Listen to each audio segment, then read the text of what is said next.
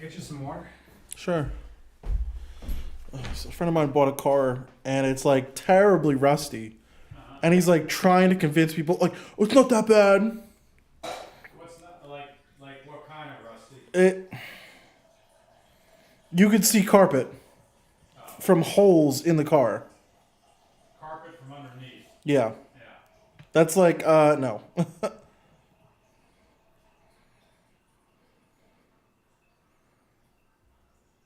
And it's on a 90s Ford, too. So, if there's anything I know about 90s Fords when it comes to rust, is fucking fuel lines and brake lines.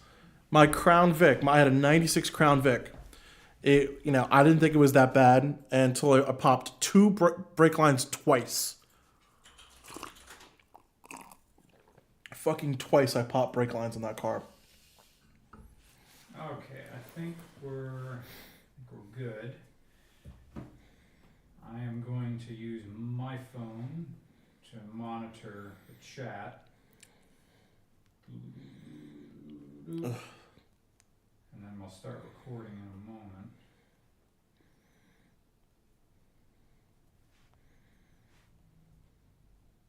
There it is. That's good. Yeah. I would like to have also an iPad, just like on a music stand, like right here, so I don't have to look at my phone. Here's the extent of the rust. Like, here's the worst of it. Yeah, it's pretty bad. He's like, it's not that bad, guys. I'm like, oh, okay. I'm like, also pull that black little side skirt off. It's roached. Like, I know it. It's a Lehigh Valley car. I don't know what it is, but like cars in Lehigh Valley rot out so bad. I don't know what it is. I think the Lehigh Valley just uses more salt. Maybe, they have the budget to do it. Yeah. The difference way cars rust on the East Coast is just so staggering. Yeah. I was up in Rochester a few weeks ago, and I was seeing like 2010s cars like fucked, and it's like, what? Yeah, you see like Dave's Auto Center or something like that when they get like 2015 Ford work trucks. And they're like toasted. They're just done. Yeah. All right, so I'm going to record on this.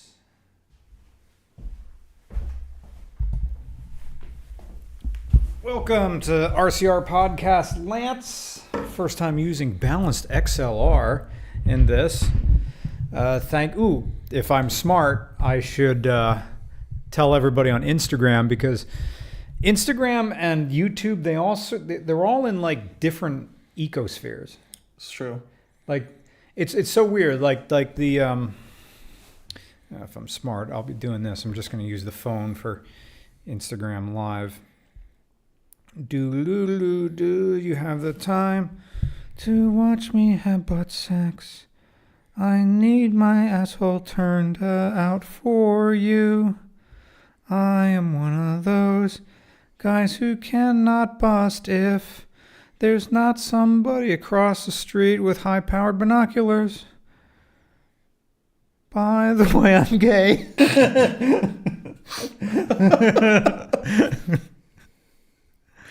There's already super chats? Holy shit. There is? Awesome. Go live on this. Yeah, it sucks that I can't immediately... Checking connection. Yeah. It sucks that I can't immediately go live, like simultaneously cast from the camera over there to us right here. But this is for everybody who's in Instagram to say, hey, get over to regular Roman, or that we like these bits where I'm sitting here, like most of them are fake, but some of them are real. You got me though, because like the earlier ones I was looking, I'm like, who the hell is he talking to? Yeah. And I'm like, wait, like I could tell like the camera was panned just enough where I couldn't see anyone else, and I'm like, yeah, oh, he's just spitballing. Yeah. I'm like, okay. Yeah, I'd come up with like one-liners and like stuff that wouldn't get into the normal reviews, and then I'm like, oh, okay, That's exactly what's going on. So welcome. Guest Lance, you've seen him before. Helped me go get my Nairo that I drive right now. Drove out to Altoona for that. You were on the when we did a convertible black Mustang with Jake. Yep. Along with the AE86. Yeah. So I've driven 2 C5 Corvettes. I've driven that yellow Z06. Yeah. I've driven the red C5 you had. Yeah. The R32. Oh yeah. I did the R32. That was my first time driving right-hand drive. You did great. It's really the only issue I had was the center line. Yeah. Other than that, I'm like, everyone complains about having to use your left hand to shift. It really wasn't a problem for me. It was keeping the car like not on the yellow line as much. That was that's the only issue I had. Yeah. And I guess people who are scared to do it, it's like you can really just hop in and it took me like 5 minutes to just go, okay, left hand. Like it's still the same shift pattern, just with my left hand. Yeah. So. And like the hard thing about the center line is, when people know this, you're used to when you shift, or you're used to when you drive a left-hand drive car, that your line of sight is down the left-hand side of the lane. But it's kind of hard to forget. It's kind of hard to remember that when you're over on the right-hand side of the car, your line of sight has to be down what used to be the passenger side of the lane. But other than that, it's fine. Okay, so everybody here in Instagram, you're having fun watching this. I need that's another thing like an iPad would do, that I could just have the iPad then streaming as well. On Instagram? Yeah. Like stream on YouTube and Instagram at the same we're time. streaming on YouTube over there through that, and now we're on Instagram on my phone. Now I can hook up a DJI to this and hook it up to that, so the phone could get the audio from these mics if we had to. But then I also wouldn't be able to use my phone to check the chat, which is over there, which... Do you smell it burning? No.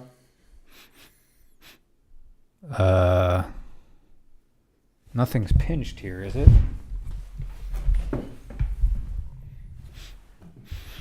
It's not the mic. I'm not getting a stroke, am I? I was just about to mention that. Like, you smell burning toast? Yeah. I smelled like I smelled like an electrical short. You know that smell of the rubber that if you get a short to ground, it's like there's not enough power going through any of this to cause a short, and my furnace didn't kick on. I don't think it's still not cold enough. No. For it to run. All right. Yeah. Zach Pradel's in the chat already.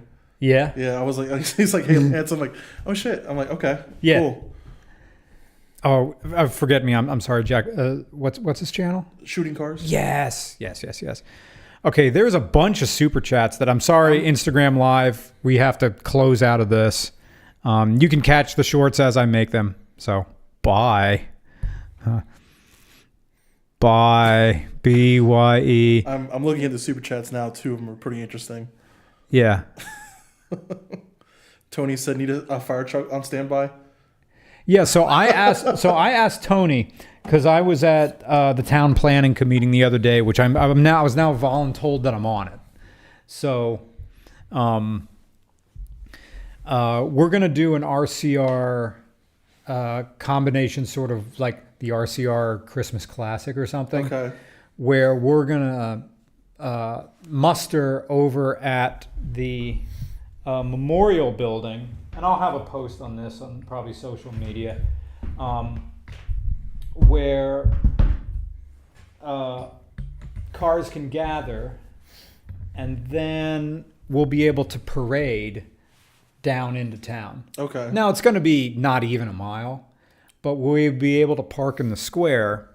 There'll be, some minor cash prizes for it's one of those decorate your car for Christmas. Okay. So picture something like that. I already pre-invited Justin Kramer and his friend Cody, who have the Winnebago, the 76 Winnebago Chieftain with the LS swap. Oh my god. with the front license plate that says "Shitters Full" Oh from my like God. that. So I think they're gonna come. Yeah. But that was a request from Chris Sadler, the vice president, and who owns the coffee shop that we always go to. Oh no shit. Okay. And she's like, "Can we have the Christmas? Can you find like we're in the meeting?" And she's like, "Brian, do you know anybody with Winnebago from that movie?" And I'm like, "Yeah." And like he's just over. Is that one of those situations where people just expect you to know, like everybody, or like have connections with some sort of vehicle? Yeah. I mean, their other question was, now the autism just came, the car autism came straight up because she says, "Can we get the Ford Taurus wagon from A Christmas Vacation?" And I'm like, Christmas Vacation was like, it's like 82 or something. She's like, didn't have the Ford Taurus. The Ford Taurus did not exist. That was an until LTD. Yes, it was. It was a Ford LTD. LTD Country Squire wagon that they took a second set of headlights and turn signals and put them on the bottom. There is some couple up in upstate New York that have a replica car that they've driven everywhere. Yeah. That I've seen on 95 in Philly. Yeah. Oh. They drive it everywhere. It's like they have their own YouTube account. I think they have like a social media account. Oh, that's where cool. It's I could find it, but it's like I think I've posted it like on Facebook before, and like the account was like, hey, yeah, that's us. Do they have like appearance fees? I don't know. If not, they're leaving money on the table. Yeah. I was asked to do an appearance fee at a video game show out in Milwaukee in April. Interesting. Something Midwest Gaming Classic or something like that. Okay. Justin Silverman knows somebody about them. And I said, look, I'd love to do it. And then I should just read from Instagram, like their DMs. They sound like good people, and Justin Silverman from Retroware knows them. Are you familiar with the retro? I went to it a few months ago, probably a year ago. Out in the Jersey Shore, they have like a retro computer like meetup thing. No. At like the Naval Air Base in like Brick or really somewhere. I went to it and I ran into some people I know. Like the only reason why I went there is because I had a friend of mine from Ohio who was going there. Mm-hmm. I haven't seen him in a few years, and I'm like, all right, I'll stop in. Mm-hmm. And I had a good time. Let me see. By the way, chat, how is Lance's audio? Or is Lance's good? I know I'm pretty close to the mic, but at the same time, I know these Audio-Technica P48s are kind of hot, so you don't really have to be in front of them. They're all saying good. Oh, okay. They're all saying good? Okay, good. So here's what I said to... Let me try to find the... Give him a straight... Andrew Quigley from Midwest Gaming Classic. I said, okay... here's the breakdown for me just to get to Milwaukee. It's 780 miles to Milwaukee. Let's say the crazy taxi, even though its record is 17.8 miles per gallon, that was just highway. And even though this is still, a lot of highway, there's going to be a stop and go. You're going to have to go around Chicago. You're going to get stopped for a while. Let's say it gets, for easy calculation, it gets 10 miles a gallon. That's 78 gallons of fuel times 2, which is 156 gallons plus another 10 gallons for driving people around town for a total of 176 gallons of fuel. At the average cost of $3.50 a gallon, that's $546 in fuel. No way I can make that trip in one day. I'll need a hotel halfway both ways. Average $400 a night for a safe hotel. I mean, give me a Hampton Inn. You know what's funny when it comes to hotels? I did a road trip earlier this year, and I stayed at a lot of different hotels and motels. Was that the Scare Body trip? Yes. You gotta tell us about that. I do want to touch on it, but I feel like if I was to talk about it in full, both Julian and Jake have to be here. Okay. Because it's the three of us who did that story, and it's a whole lot of inside jokes. Yeah. We need more mics. We do. We need more mics, more XLR cables. Because if we were to do that, we could either do it here, or I know Julian's house has a carpeted basement. Okay. I feel like that would not be a bad idea. That wouldn't be a bad idea. So, yeah. What did I want to say? Oh, it's VCF. Let me see. Let me look up more information because I went there a few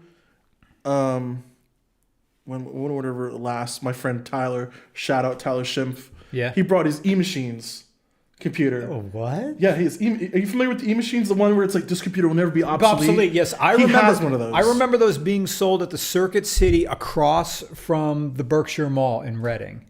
And I almost bought one of them, but I bought a compact instead. Yeah, it is VCF East. It's at the Vintage Computer Federation. It's a museum in Wall Township at the Jersey Shore. Okay. And they host like, I think they do like a swap meet, but they also do like people just bring their own old computers and it's like, check out what, this old machine and whatever. I'm a car guy first. Like when it comes to old technology, it's like, it's one of those things where it's like, I appreciate it for what it is, but I know if I get into it, it'll be another hobby that takes up too much of my money and time. Yeah. So I'm like, I will appreciate this from a distance, but like that's it. Because if I learn anything more, I'll be interested and want to buy shit. That's the same way I got into like I said, a lot of my money just goes to cars, whatever. But like I said, I also like shooting film, and it's like I know if I start dumping too much money on film photography or etc. Yeah. Like a good example, like I love like just physical media. I could spend a ton of money collecting records and CDs and cassettes. People do, but the thing is, like, it's cool, but I'm sorry, but that eats into my other hobbies. Yeah. I don't want to say like you can't have too many hobbies, but like your budget and your hobbies, like what's a priority for you? Yeah. So is what it is. There's like a lot of stuff I want to like, but I don't want it to eat up my money and my time too much. Yeah. I feel like there's a lot of people like that. Yeah. Like I'd love to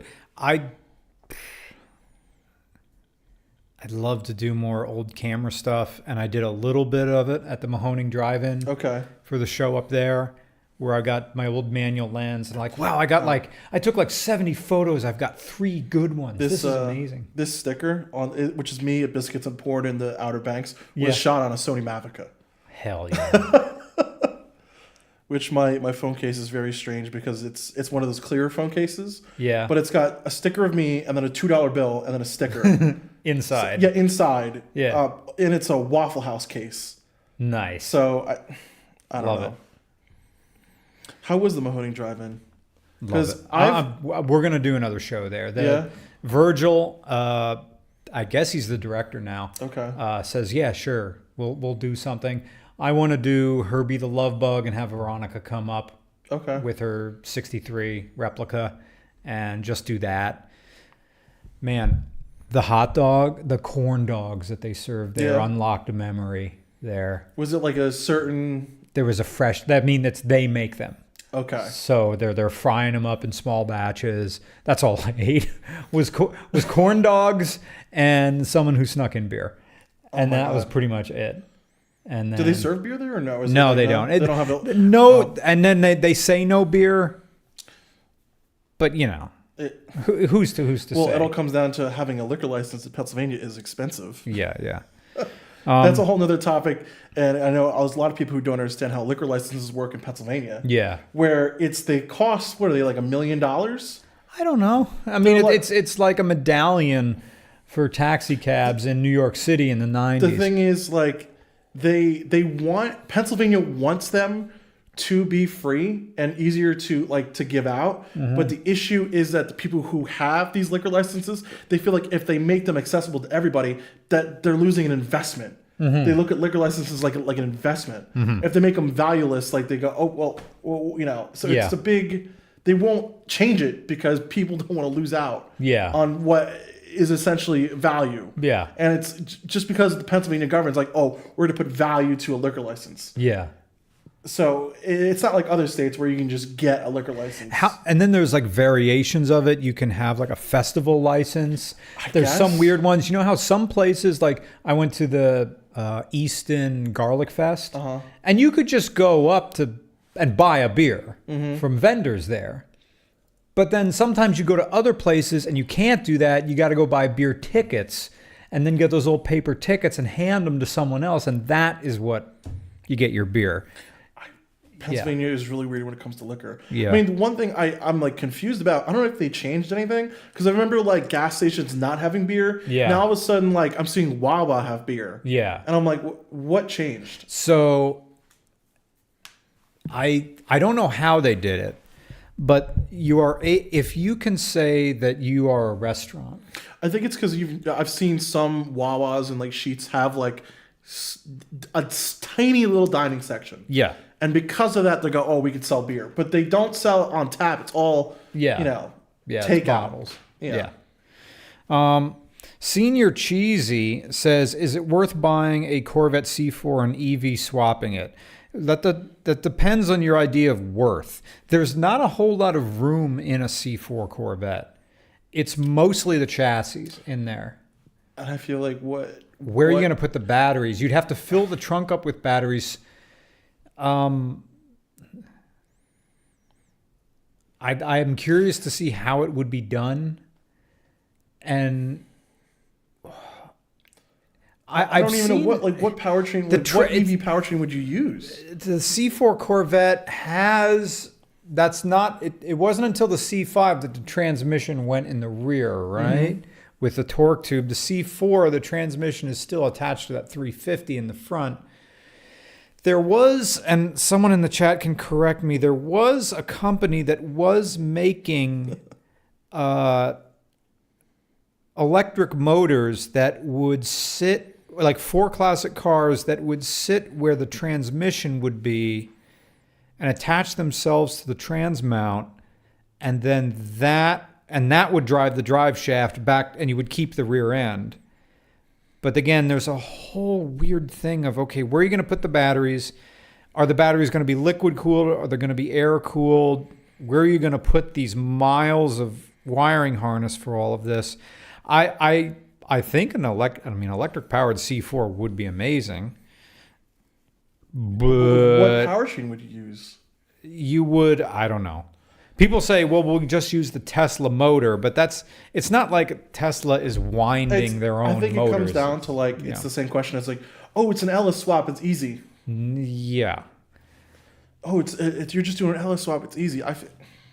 Fine, it's easy. You do it. I feel like the only person who has the time, resources, and money to do an EV swap on a C4 is someone like fucking Tavares. Yeah. That's it. Yeah, that's it. Other than that, I'm like, unless you're a company or him, There was this guy in the UK that was doing it to old Land Rovers, but I don't know how far they went, what it looked like underneath. Anyway, Classic for real. Thank you for the super chat. Is it worth buying a second generation quad light Camaro? Camaro. A second gen quad light Camaro, or would it look like a Wing-a-Ding-a Boomer? Also buying a second gen Volvo's S40, same option as that. No, I mean, second gen Camaro is amazing. Yeah, go ahead, do it. When it comes to like these older cars, and I've told people, I'm like, it's all about the way the parts you use and the way you present them. Yeah. If you're going to a show and you don't have one of those Boomer boards. You know what I'm talking about? Those the mirror, the length mirror you put under these. See how clean the underside of my car is? I never drive it. The underside of Crazy Taxi is disgusting. Because I was just driving it today. I drove it to Boston. You drive it. Yeah, you drive it. Are you familiar? There's a Facebook group all dedicated to Boomer boards. No. Oh, it's phenomenal. Yeah. Because it's Boomer boards and other terrible car show decorations. The crying child. Oh my God. The skeletons inside. Yep. It's that, or isn't it great to have a car? Or I own my own home. I'm still mad. My favorite is when it's the owner and the owner's wife is listed. It's like Betty and Billy's Camaro. It's like, okay. My wife loves it. Oh my! I'm gonna load up that group now, and I'll just like. But yeah, if you're in that group, you know what I'm talking about. It is hilarious. Fast Benny doesn't have a question, but thank you for the super chat. D. Fowler, hello. Whenever I see the artwork behind Brian's head, I always think it's Lance's head. His eyebrows, it is. That is me. That is him. That's me. That's my hat. I love that I found an old frame with little flowers and stuff that go around it. Yeah, I'm taking that with me. I really ought to move the Sarah up here. I don't know why I put it behind the lamp. And then that's just an old painting that I just stuck. All these frames I bought at Salvation Army, and then just took a utility knife and just cut the artwork out, and then just printed stuff and put it in there. God. I'm just going through the Boomer Boards Facebook group. Yeah. And this, it's a C6 Corvette. What I'm looking at right now is a C6 Corvette where this dude has a piece of shag carpeting he used to place all his trophies on top of. Oh, gay. Oh, he put a little mat down there? Yeah. Like, what the hell? Yep. And all his placards. Oh, so he's got the window sticker framed. He's got his front license plate, because it's an Illinois car. Yeah. He's got front and rear. So he has his front license plate not on the car, but just sitting on top of the carpeting, along with a bunch of like useless trophies from some bullshit, town's car show from 10 years ago. Yeah. This group is really funny. It's one of those ones where you can just scroll. Yeah. And it's all just gems. Yeah. I'm significant. Scream the dust spec. And it's that genre of people who it's all original. It's either like the all original people, or it's like highly modified, and they list off all the modified stuff, and they list off like stuff that it's got performance wiper blades. Like who what? Yeah. These Boomer Boards all have like regular oil changes done with synthetic and K&N filters. It's like, wow, dude. Awesome. I'm listing the oil weight I use as a mod. Yeah. People are fucking ridiculous. I want to interview them. Just like, and do like, get like ultra, like have that camera, but just have it really zoomed in on like their mouth as they're telling their story, or like tell you or whoever as I interview these people, but just look at them and it's just their face. We could cut it up and slow it down. It's like, well, I found it in Georgia. It's a California car. Never seen snow. Never been in the rain. Never been in the rain. And just like loop that bit from like Super Choochers. Never been in the rain. Never been in the rain. Never been in the rain. Cut to me somewhere else. Like I'm squatting in the woods. Just I'm gay. And then it goes back. I think when it comes to like just car show tackiness, it's either there's like the crazy modified stuff, but like it's all tacky mods, and it's all just like this stuff like it's one of my favorite ones. Yeah. And this is an inside joke from the Scare Body shipment.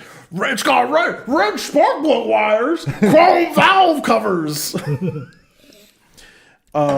Question for Lance from Shooting Cars. Yeah. Bucket list of cars for you to eat hoagies in. Oh my god.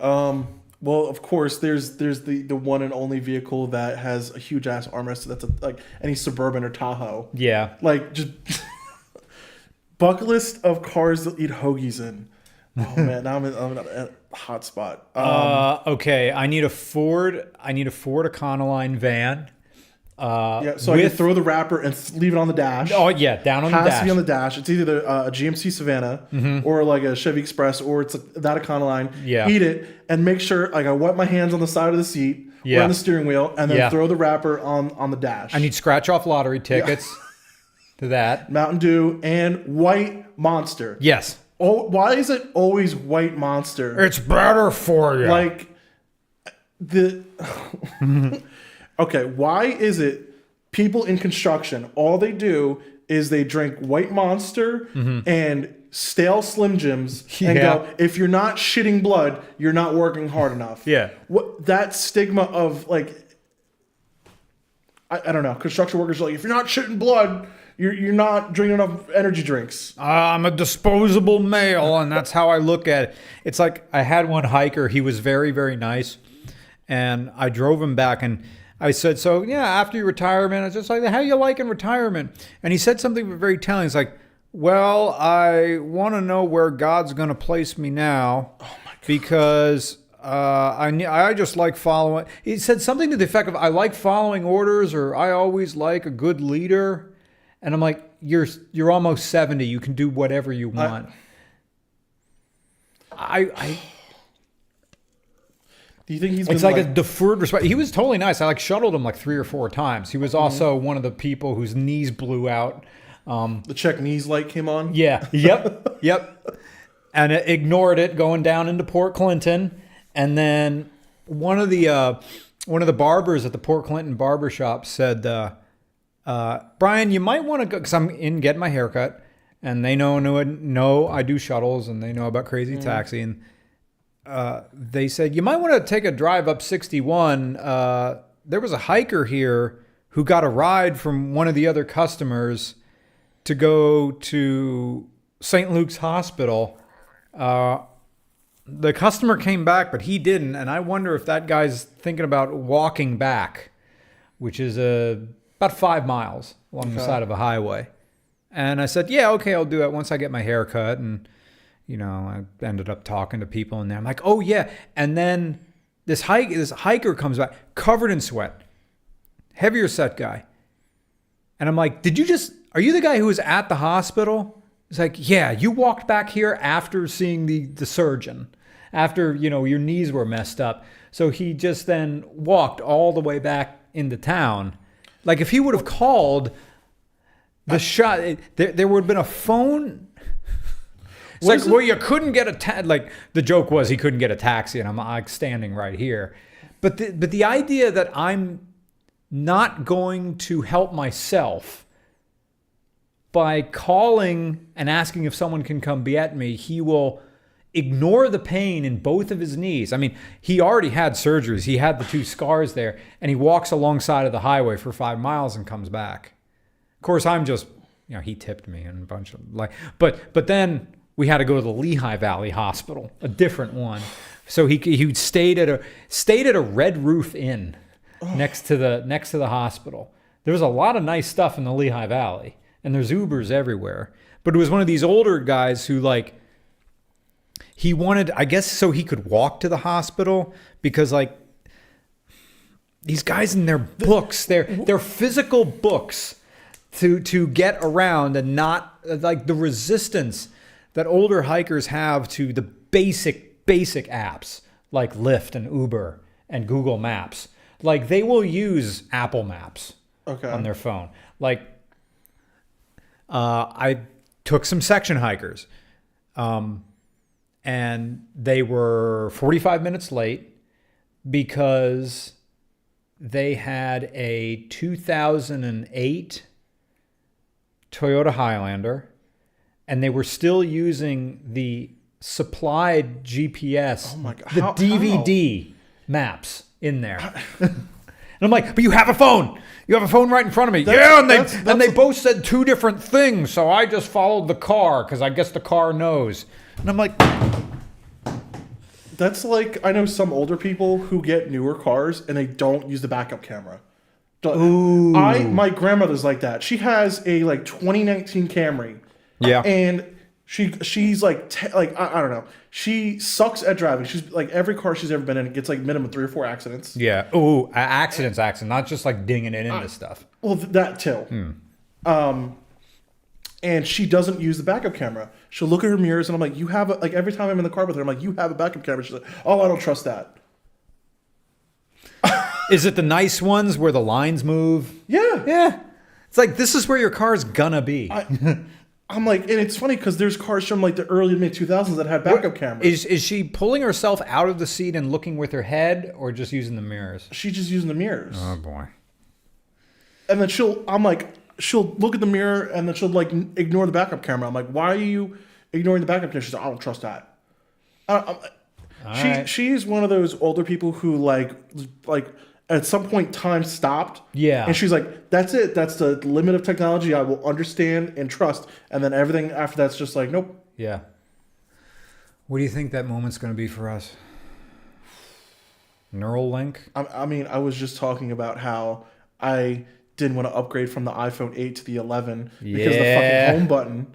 Yeah. So, I mean, when I was younger, I'm like, I have to get a new iPhone every 2 years. Now, I've had this phone for so many years, and like, I kind of just stopped caring about technology. But it's like, I come to realize, like, you have to keep up with it. Yeah. You have to, like, some semblance of it. Because I look at, like, older people, and, like, they're just, like, refusal to, like, even if, change is necessary, they just refusal to change. I'm like, you know what? Even if I might not be 100% on board, it's like I have to do it because if I get left behind, like I just know, that's it. Yeah. Because age, like there's people like Jim who, how old is Jim? Like 60? How old is Jim? 64. I don't know. Like, he understands the world better than like my own mother. Like the internet, technology, like just in general. Well, his husband is an IT guy. Yeah. So, It's like you have to keep up. And it's like when you do, it's like you're never really that old if you understand how the world's working. Where there's like some people where at some point time just stopped for them and it's like mentally it's like, oh, that's it. Don't need any more for information. Don't need to learn anything else. That's it. Does your grandma still have a landline? She did for the longest time. I think it was because she like her internet provider like was like, okay, we're gonna upgrade your package, and like the package didn't include landline anymore, and that she got rid of the landline. But the landline phones are still there. They're just not plugged in. Nice. Fast Benny, sorry to interrupt, but these people have been waiting. I am thinking about trading my 2011 Audi A5 Quattro 6 manual transmission for a 91 Toyota MR2 naturally aspirated. Is it worth it or not? So, while I do love MR2s, there's some information that this guy's leaving out. Is the 2011 A5 is it your daily, or is that your kind of fun fuck around car?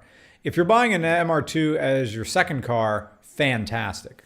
And you're just driving, your Civic or whatever is your main car, fine, do that. But driving a classic Toyota, as reliable as it was, it's still, you're not getting over that this is over 30 years old.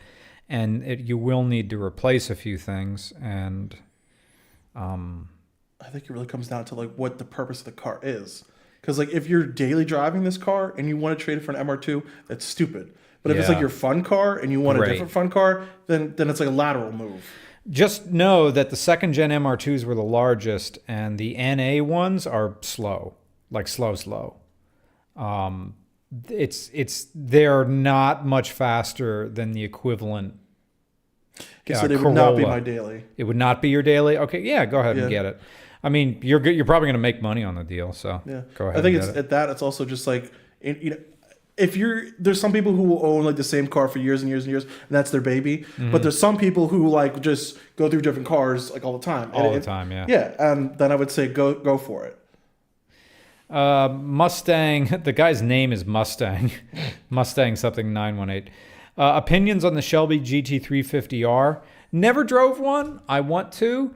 It's another fast Mustang that I'm sure people will buy and base their personality around. I look at track-oriented Mustangs like I look at track-oriented 911s. They are something that probably are capable, but half the time it's just something to pose next to. Any car is trackable if you have the bravery to it. It's true. Yeah. Seth Doss said, oh, shout out. Heard about the Ian Finance episode from the last episode. It was sick. Do you guys watch the Are You Garbage podcast? I do like Are You Garbage. I have watched it in the past. They're coming to Punchline Philly. Okay. I think like in April or something, they're doing a live podcast there. I was thinking about going, but it is in April, and I don't know if I'm going to do that Midwest gaming. There is one comment here that when I was talking about like just technology and just like went like stopping, there was one person who said it happened to me when TikTok came out. I did the same thing. Yeah. I refuse to download TikTok. Mm-hmm. But the thing is, I had all the good TikToks end up on Instagram Reels or Facebook. They do. Anyway. Yeah. But the other thing is, there was TikTok, like, I swear, convinced an entire generation they had ADHD. Yeah. The people I know who had TikTok were addicted to it. Mm-hmm. And I'm like, I don't see the appeal. I don't watch it. I upload stuff to it because I'm in the business. Yeah, exactly. They are paying now. I'm not getting any money, but I think I need to give. Dude, they want. All right, in order for me to get paid from TikTok, I have to take a picture of my driver's license, and a little bit fishy there, but $1's a dollar, and I'm gonna do it because every dollar counts. So yeah. But I hardly spend any time scrolling TikTok. I load my content on the TikTok and I close the app. I guess because there's more furries on TikTok than Instagram, and that's mostly my feed is just people dancing. But the dancing stuff, and then there's that one Burbs Wings guy who's cute. But other than that, TikTok is not my entertainment when I'm taking a dump.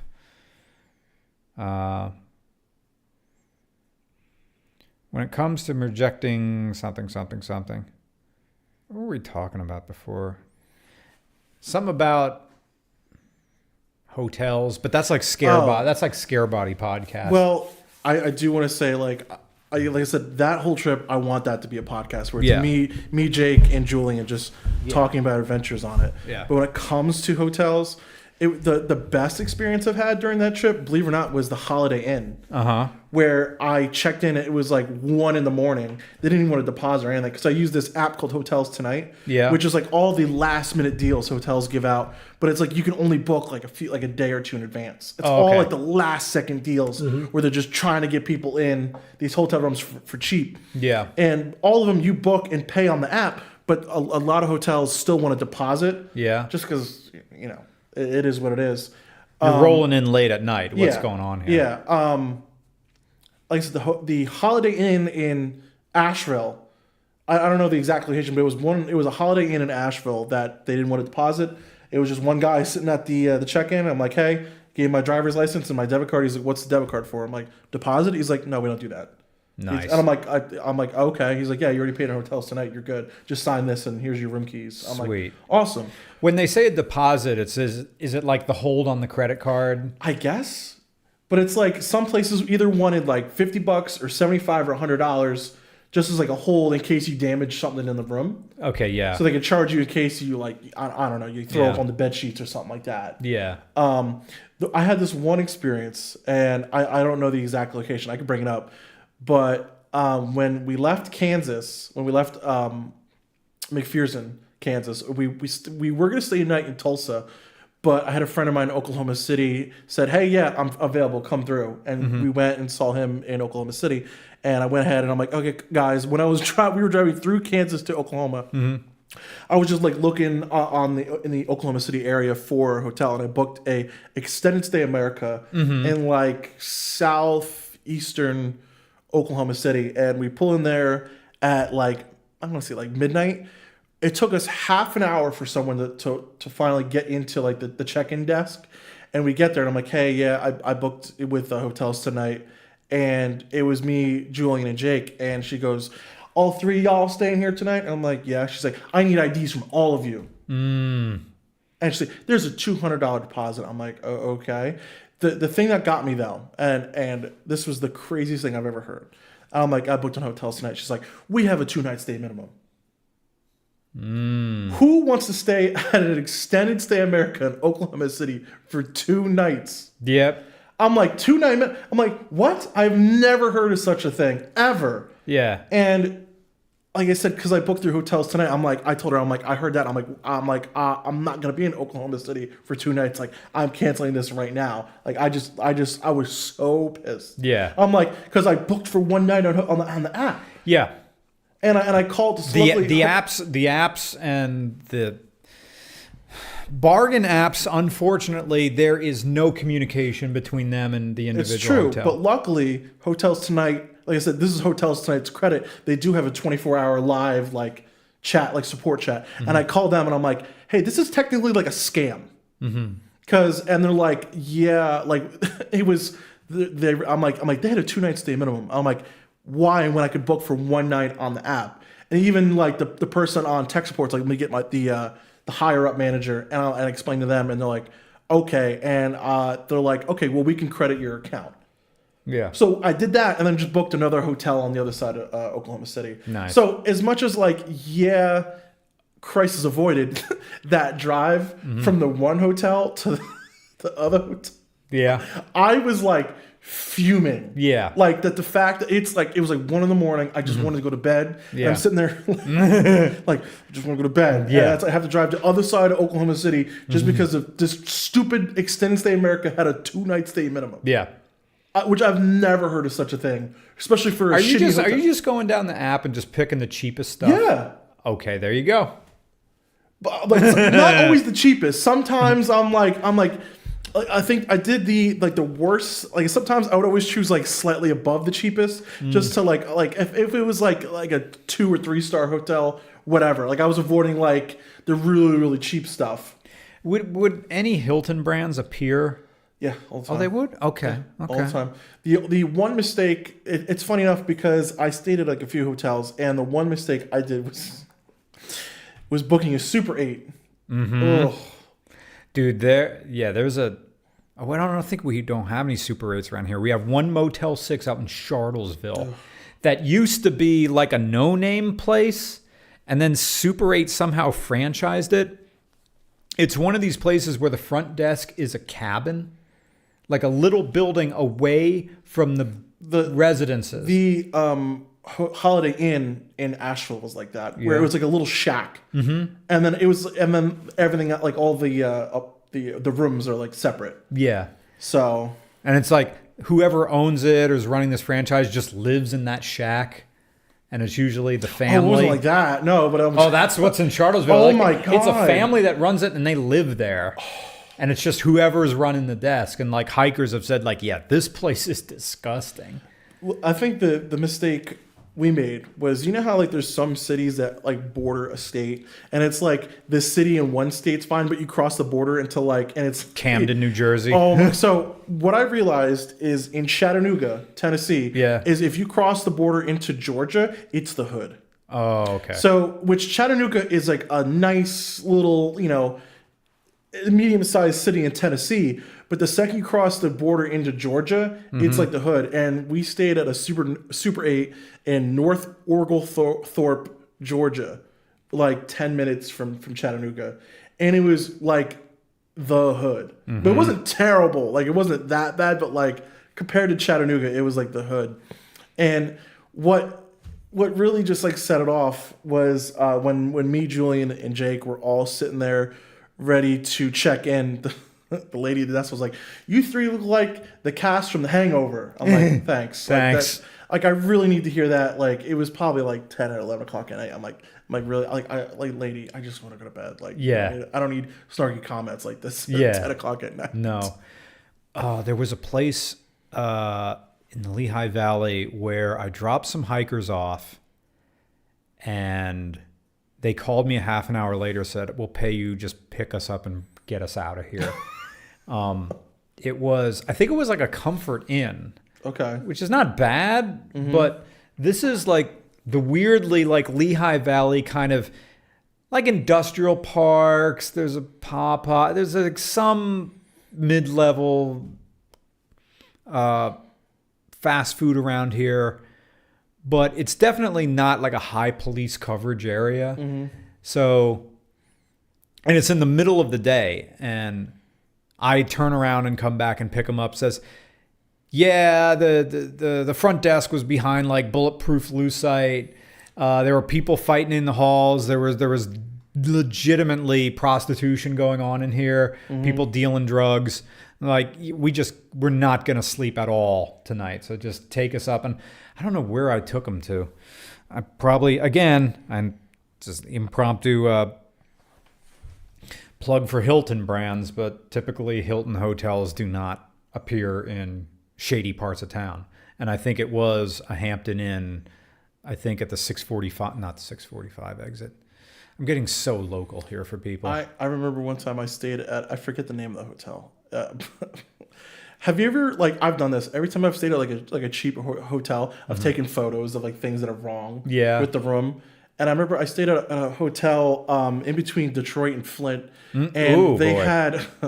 I'm surprised like they didn't clean they must have done like the shoddiest job of cleaning it, because whoever stayed there last put a plastic bag over the smoke detector. They left it. Yeah. They left it. Yeah. And I remember there was like the couch was like falling apart. Like I have photos because like I would get bored and I'm just like what is terrible? Like what's wrong with this place? You know what? What sucks is my favorite hotel I've ever stayed in. I don't, because it was in Asheville. This was when I did the Lemons Rally in 2020. It was Hotel Indigo in Asheville, North Carolina.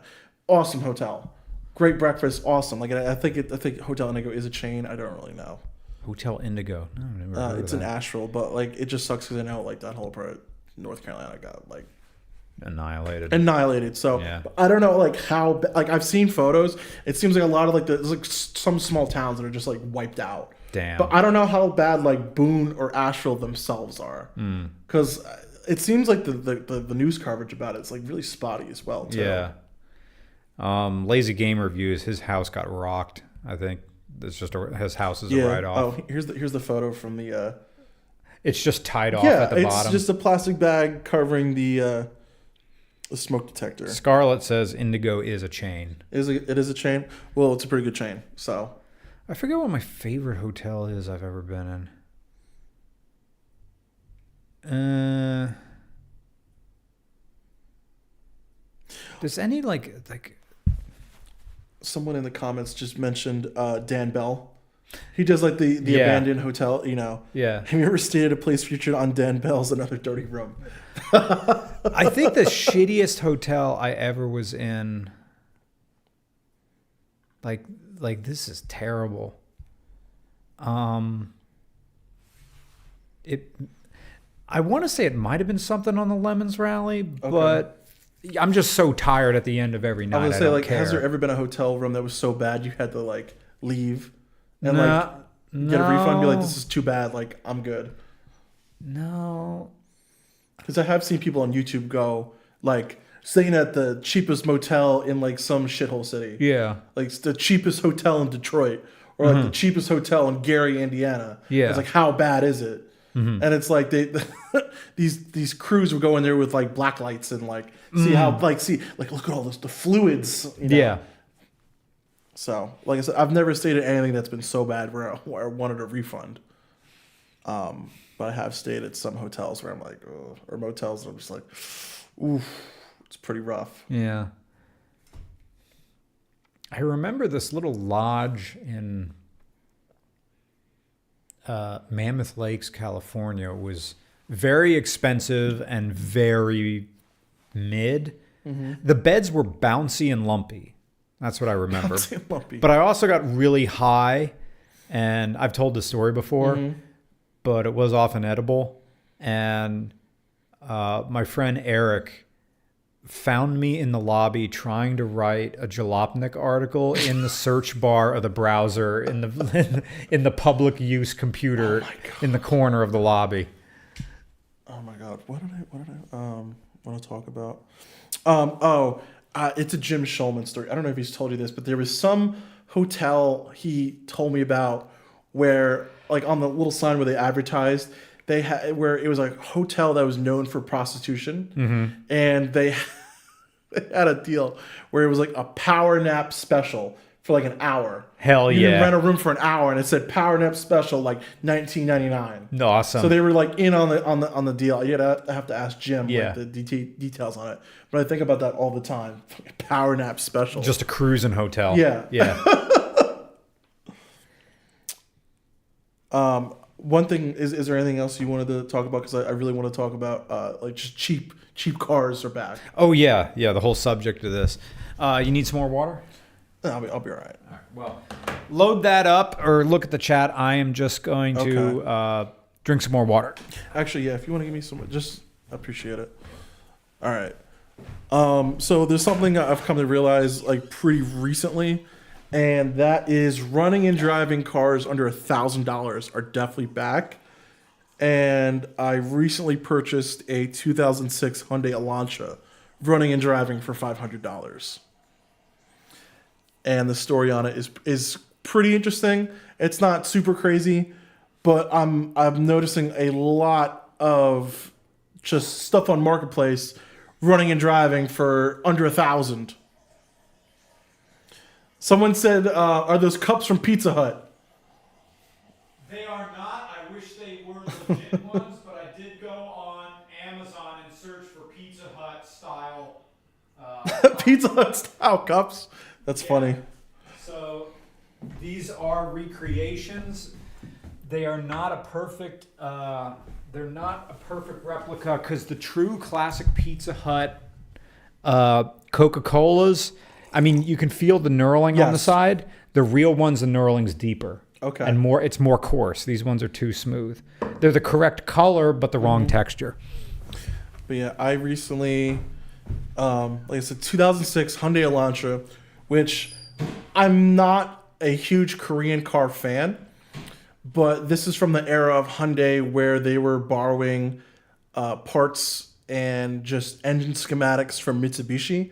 So I know the 01 to 06 Elantra, they basically bought the engine design for the 4G63, and Hyundai's like, okay, we'll just build that. So that's why those older Elantras are not terrible, because they don't have a GDI engine.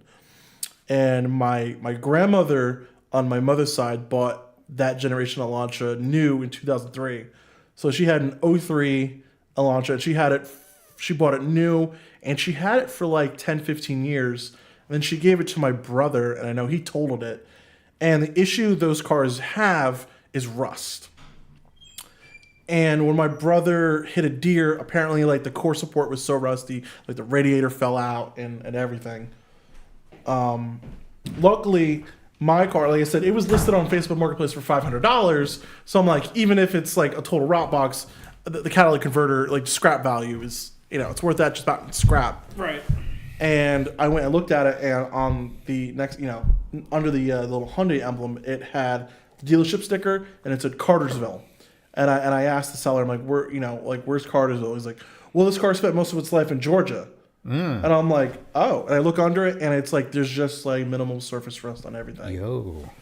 And the whole deal with it, because normally, even if I see cheap cars, like I normally, I'm like, it might need something. And I was reading the description. It said, car hasn't moved in 2 years, doesn't know if it starts or runs or drives. Okay. And below that was, car is not registered, not insured, has to be towed. I'm like, okay, first of all, you could tell it's that people who don't really like deal with selling cars or have used cars. And I messaged the dude. I'm like, hey, like I can make myself available tonight. Can I come take a look at it? And he said yes. And he sent me an address. I go down there and look at the car, and it was the stepson who was selling it, and the old lady who it was her car. Turns out she had a bunch of DUIs and she lost her license. Oh. And how old would you place her? 70. Respect that you're getting loaded and driving around. I know that the last time she drove that car, she was definitely drunk, because the keys still had the tag from the police department. Is it one of those like little yellow thing, that the exact same thing that a garage uses? Yep. Yeah. It just said 06 Elantra, and then it said like Reddington Township Police. And I'm like, okay, so last time she was driving drunk. And I can guarantee the car got towed probably from there, and probably the police had it in impound, and they paid for it to get it impound, and they just parked it.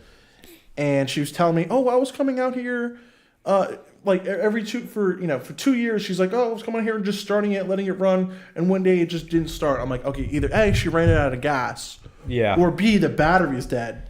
I just let it run for it's idling. It hasn't, the amount of amps that you drew to just start it have not built back, and it never came up to temp. And the guy who was selling the car, like I said, for his like stepmother or whatever, he's like, I don't know anything about cars. He was like HVAC installer. So he's like, I don't know anything about cars. Like, I tried to jump it, nothing happened. I'm like, okay. And he's like, I don't know if it needs a battery. I don't know if it's out of gas. I don't know. I just want this thing gone. It was in a nice neighborhood. Everyone else there had brand new cars. Clearly, like, they just wanted it gone. They didn't care about like making money off of it. Okay. So this was on Wednesday. I'm like, okay, they had the title and their name and everything like that, the keys, and I'm like, okay, they only wanted $500 for the car. I'm like, I'm not gonna argue on price. Yeah. I'm like, I was looking at it. I'm like, this is a Rush Free Georgia car. It was clean, like grandma owned, no stains or anything. Yeah. Everything like clean. Yeah. Just like dirty for sitting for 2 years. I gave him $500. I said, look, hold on to the title. I'm gonna hold on to the key. I will be back tomorrow. Next day, pull up with a can of gas and a new battery. Drop a battery in, put fresh gas in, starts right up. Hell yeah. Drove it to my storage unit, which was 5 minutes away. That's the whole reason why I got this car, because it was 5 minutes away from my storage unit. Through a random plate I had on it. And, I told the dudes like, oh, well, it's not registered insurance, so it has to be towed. I'm like, okay, whatever. Just threw a random plate on it. Drove back roads to my storage unit, dropped it off there, and he drove me back to his house so I can drive my truck home. Oh, what a nice guy. Oh, nice, yeah. Yeah. And this car only has 150,000 miles. Okay. And let me show you the oil. Okay. I went ahead and I was like, let's see like if this thing's low on oil. And mind you, this thing's been sitting for 2 years. This is what the oil looked like. Whoa, that looks clean. Yeah, I know. I think she got like an oil change right before she got a DUI. And I'm like, this car keeps giving and giving. Yeah. And the craziest thing was in the trunk, they had like this, there was the spare, but it like wasn't in where the spare is supposed to be. And I went, the other day, I was like, okay, let me finally donut? It was a donut. And I'm like, okay, let me finally actually put the donut spare where it should be. Lift up like the trunk carpeting, full size spare. Whoa. Huh. So I'm like, but the thing is, the full size spare was the same like Steelies that were already on the car. So I'm like, I don't know if she got like a full size wheel from Hyundai at some point. Was the carpet in the trunk sitting flat? Yeah. So it can hold a full size. Yeah. Huh. So it had a full size wheel, but then also another donut. And I'm like, I don't know. But the thing is, the full size wheel had a different tire from what was already on the car. So I'm like, I don't know what happened. I'm like, how do you end up with another full wheel, and but then a donut? So I just went and just put the donut in storage, and I just leave the full size. Maybe she asked at a dealership, can I have a full size spare? But that seems like something a car person would ask for. Yeah. But she left everything she had in the car. She had like 2 sets of floor mats and like a toolkit and like all her phone accessories. They just wanted it gone. Really? I mean, this is just like people with money. They don't care. Oh, okay. Like I said, they That's had like starting to make a little bit more sense. They had, they didn't really care. So what are your plans for the I want to daily it for a little bit and then just sell it. Okay. I mean, it's only got 150,000 miles. There's no rust. There's not even a check engine light. Amazing. Nothing. The only thing is... does it have an aftermarket head unit in it? I put one in. Immediately? Yeah, because the stock radio was the most dinky little thing I've ever seen. And I'm like... The thing is, cheap head units are actually getting good now. Yeah, oh yeah. So I went on Crutchfield, and I went into like just... And also, they're also making those cheap touchscreens. They're making more of those than they are just like regular single din. Did you see you can get touchscreens now for single DINs? They're super shitty, but they exist. So what I did was and luckily it's a double DIN like radio, but it's stock. It's just a single DIN with a little cubby. And I'm like, okay. And I went on Crutchfield, and I just typed in 2006 Elantra. What are my options? I went the cheapest to most expensive. I said, I don't plan on keeping this car forever. Was the cheapest a Jensen? No. Bass? Boss Audio. Boss Audio. So here's what I did. Cheapest. Scrolled down, went past all the Boss Audio ones. The cheapest Jensen head unit I found. Yep, that's what's in my Forerunner, Jensen. Every now and again, my Jensen decides it doesn't want to work, and I take it out and put it back in again, and it works. Okay. It just doesn't power on. Interesting. I mean, it's so cheap. It's like... The one where... did you order yours from Crutchfield or no? Yeah. I love Crutchfield. Yeah. I went on Crutchfield. Most of it just because they'll make you... Yes, I can wire up a head unit, but paying someone $20 to do it just is make so yeah nice. Yeah. I changed out the head unit in that car in an hour with just 2 screwdrivers. Yeah. Yeah. Just to get the head unit and the harness and everything's wired. You don't have to do anything. It's literally it was to take the not the whole dash out, but just the panel that covers it. It's 4 screws. You just drop the steering wheel down, 2 screws under the ashtray, 2 screws under the above the gauge cluster, just like right. Unscrew them. Take the little thing out. Take the radio out. Connect it. Throw it in. Literally, that's all it was. Can you? I don't know if you can get Crutchfield to make you a wiring harness for a head unit you already have, or do you have to buy one from them and then they'll do it? I feel like if you call them, they could probably do that. Do I have enough internet cred to be able to get one? Because I'd love to put. I have a pretty nice Kenwood head unit that used to be in Goldie. That at the time I just wanted something simpler because it is kind of complicated because it still has a CD player attached to it. They're not even really making CD player head units anymore. No, I'm still holding on to it for something. But if I end up buying, when I move, I'm probably going to be selling my 4Runner. And it's probably going to go up on Cars and Bids because I've been using the DIJ camera more and more for the rolling shots, and they look fantastic. And I'm kind of thinking, why do I have this Toyota still? Even though, it's an amazing 3rd gen, but also the check engine light is on because it has aftermarket cats, because probably somewhere in its history it got a cat stolen. You need O2 sensor spacers. Do you think that would turn off? My boss asked me that same question. My boss has like a Tundra, 2UZ, and he's like, any Toyota you do aftermarket cats, you need O2 sensor spacers. Otherwise, it's not going to be happy. Yeah. I told him, I said, look, you're kind of cheating emissions, kind of. Yeah. He got the 2 little O2 sensor spacers where you just screw in, and then you screw in the O2 sensor. Check engine light went away. Really? Yep. Okay. We'll figure that out because right now we're in Schuylkill County, which has no emissions regulations. So my check engine light is just hiding behind some electrical tape. Yep. But when I move to Montgo County or Carbon County, not Carbon County, Chester, both those counties have emissions. Oh, yeah. And so if I replace the cats with OEM Toyota cats, it's going to be like $2,000 for that old car. That's just a common problem with Toyotas. You put aftermarket cats on them, O2 sensors are just like, nope. Yeah. Nope. These cats are not doing a good enough job. Yeah. That's literally all it is. Yeah. Like, Toyotas are so picky about catalytic converters. You can go ahead and put high flow ones or aftermarket ones. Cars like, nope. No, it's not working. I want the real deal. That's it. I want to see. Someone says O2 sensor spacer fix for the win. Only way around my PO 420 on my old Subaru Legacy before I put tape on the light. Barter a free wiring harness in exchange for a free plug on one of your videos. If I could get high enough up does Crutchfield really need any help advertising? They're also based in Virginia.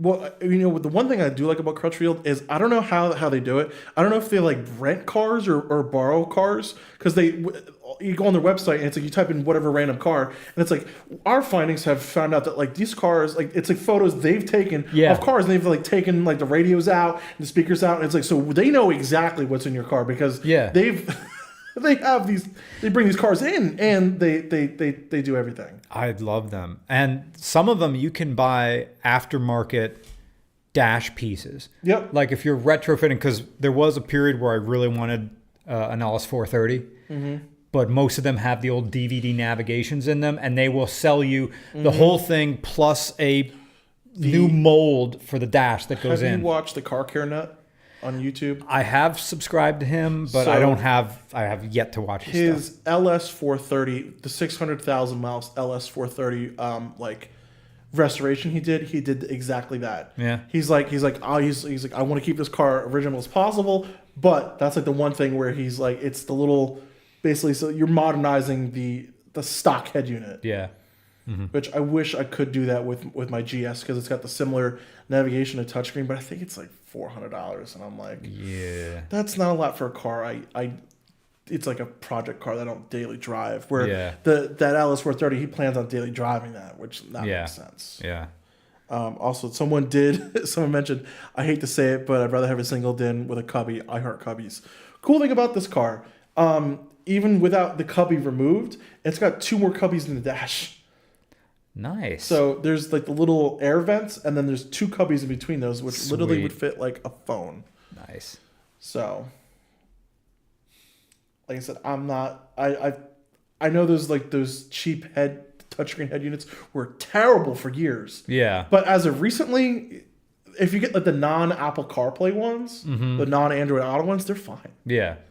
But the Jensen I got it's not laggy, it's not terrible. And it was $80. It's fine. There you go. It's fine. And it's a car I don't plan on keeping forever. The only super expensive ones are the ones that are made to look like old radios. Like if you see the old ones that they're selling them for like E36s now that look like, I don't know if it's maybe it's Blaupunkt or something like that. There's a lot of companies out there that are making radios that look like OEM, but they got like Bluetooth into them. I know, fuck retro sound, and I keep buying I bought it before with the Falcon, and I bought another retro sound. It was a $400 radio for just Bluetooth and an aux in the Galaxy because I don't have to cut anything, and it goes right in there. Okay. Let's see. The one thing that's not working on it is the voice for in-car calls. Not that you really could hear anything in that car anyway. Someone said Crutchfield predates the internet. They used to have catalog and ads back in old car magazines. Nice. Someone said, never heard of Crutchfield until now. How? Go on. Yeah. How? That if you type in like car radio, I think Crutchfield's like number sponsored. one. Like they're the first one. Also, if you live on the East Coast, shipping's fast because they're based in Virginia. Yeah. Someone says Bluetooth FM transmitter, my love. Oh God, I can't. I have going on road trips and you have to switch the frequencies because you're getting too close to a radio station. No. I have like in my work truck. I can it's a newer GMC Savannah, and it's got like a little USB that goes right into the radio. Yeah. And it sounds good, but sometimes for some reason playing through there, it doesn't charge my phone like enough. Like it charges it, like it just trickle charges it. Yeah. So if I'm like playing music, the phone will die, even though it's like it's sitting there, playing music. It's only trickle charging it. It'll die. So sometimes I will have it plugged into the regular USB and then have it playing through like the FM transmitter. Yeah. And it just sounds like shit. Yeah. Nick uses an FM transmitter in his O2 Camry, but I was going to buy him a touchscreen for his birthday or Christmas, but the more I looked at it, I'm like, that thing has a tape deck and it sounds really nice, and maybe just keep it. But I guess the solution would like the Bluetooth the Bluetooth transmitters that are tape cassettes that go directly in there sound better. That sounds perfect because they sound even better than the tape that goes in there because Technology Connections, I think, talked about this because it's just because it's not making contact with the playhead. It's just a magnetic modulator that simulates a tape. Because that's what I used when I had my Toyota Sarah, and I just plugged it into an old MP3 player. I mean, it's perfect sound that comes out of those things. FM transmitters are good in a pinch, but if it's a car like you plan on driving a good amount, it's like FM transmitters in a daily driver, no. In a project car or like a secondary car, it's fine. You can get away with it. But a daily driver, it's rough. Yeah, I think Nick just doesn't care, or maybe he just listens to a lot of podcasts where you're not. The audio quality is not a big problem. I'm going to run to the bathroom real quick, so I don't know if you wanted to change the subject. Someone in box stores, I still have my iPod 30 pin oh my God. FM adapter. Yeah, we may wrap this up in a little bit. thank you for people who are watching this. I may cut some of this up into shorts. The weird thing about me doing the shorts out of this is that I can think about what I have to say. I'll like write them out a little bit and make them really short and punchy. And it's weird that you got to play the game with YouTube shorts, but you know, it's getting us closer and closer to 1 million. And especially it's been working great with Instagram. If Tony's still in, hey Tony, sorry we couldn't be hanging out tonight. I hope that wherever you are, you're having a fun time. Can't believe that guy never heard of Crutchfield until now. Reed said, Lawrence says, I saw a 76 Ford Gran Torino running and driving today for $2,000. Running and driving for $2,000. Does it have a title, question mark? Even then. Like, running and driving can mean so many different things. It could mean it drives around my yard. Like, it can idle. Like, running and driving means it runs on the idle circuit, but the second you give it gas, it dies.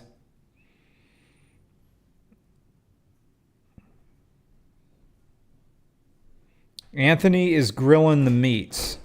So I guess Tony is with some other people tonight. Yeah. He's grilling meats. I guess he's somewhere in Jordan.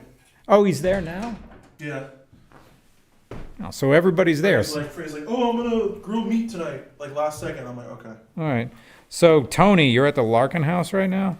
Do I want to go there directly after this? Well, probably not. I was thinking about it, but like, I don't know because I got bestowed to me the opportunity. So one of my stepdad's tenants, because he's got a few rental properties, and the thing is, he hasn't changed the rent in like 20 years. So he's got some people that have been renting from him for like decades. One of his tenants died. Oh. The family wants nothing to do with any of his stuff. And it's a big property. Turns out there's a garage with multiple cars and like 20 years worth of stuff. Basically, my stepdad has a power of attorney to basically of the estate because the family wants nothing to do with it. And my stepdad's like, hey, because half the time he lives in Florida, so he's got a house down in Florida, and he does a truck auction at Kissimmee, where half the year he's just moving trucks back and forth down to Florida for when they sell at auction. And he's like, I'm going to be in Florida this weekend. He's like, he told me and my mom, like, if you guys check out the property, you guys deal with everything. All right. So I have a bunch of... That's you deal with anything. So, yep. So there's what are you going to find? I don't know. I mean, like, I know there's three. My mom sent me a photo, and it's, of course, my mom's, middle-aged, so, her smartphone pictures are terrible. So as far as I'm concerned, there's a conversion van, right. There's a Ford Aerostar, and like a Dodge Spirit, like sitting in a barn, and they haven't moved in years. So my stepdad's like, I just want them off the property. All right. So basically, he's got titles for him because he's got power of attorney. He's got keys, and he said, like, get him running, get it. Because my mom, like, she wants to deal with like the stuff in the house, and my job is apparently to get these cars either scrapped or moving or just sold. So. And where's this property? Quakertown. Shit, that's close. You're doing that tomorrow? Yeah. Is this an early morning start? I mean, so here's the thing: is I also have a concert to go to tomorrow night. Yeah. At the Debonair Music Hall, if you're familiar with that. No, where's that? It's Paramus. Don't know where that is. North Jersey. Oh, okay. If you're in Manhattan, you go over to Fort Lee. Oh. It's like the next town after Fort Lee. Okay. My friend Gavin, his band Shudder, is playing tonight. So if anyone's in North Jersey and wants to go see some live music, Shudder is playing at the Debonair Music Hall. I believe it's 7 p.m. There you go. If anyone's in North Jersey and wants some live music to see, shout out Shudder, shout out Gavin Shields. Choices. See, if I leave now, I'm not getting to the party until it's over an hour. Yeah. To get down to that. I'm curious to see if there's like a lot of people there or not. Yeah. Because technically Larkin is closer to Quakertown than from my place. Yeah. And I have some extra clothes in my truck because it's always, if your daily driver, always have an extra set of clothes. Yeah. I've come to realize there's been plenty of times where it's like I've gotten either because I don't want to get these shoes dirty. Like I've got an extra pair of shoes. I got an extra pair of clothes. Also, I don't want to get this shirt dirty. This shirt's awesome. Vintage. Yeah. From like the 90s. I love it. But I also gotta. I didn't finish writing the review yet, So it's like Kissimmee mentioned. and I gotta record. I would like to record tomorrow. Mm-hmm. It's like I saw memes of like, you're getting old when a 9 o'clock, like by 9 o'clock, I'm like starting to think about bed. Mm-hmm. I guess Tony's probably staying over tonight, or who knows what he's gonna do. He's gonna drive all the way back to Trenton. I've ran into him while I was at work before. Yeah, Yeah. Because like I don't go into Central Jersey that much for work. I'm more covered North Jersey.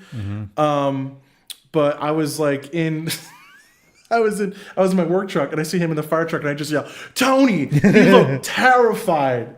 Really? He's like, "Oh, who's saying my like?" Because it was a stoplight. I'm just sitting there. I just rolled down my window. I'm like, "Tony!" And he's like, "What?" Yeah. And I'm like, "Hey!" And he's like, he looks at me. He's like, "Oh!" And people don't realize because my work truck right now is a rental. So I'm in a Penske truck for work. So he just sees me in a Penske truck and he's like, "What?"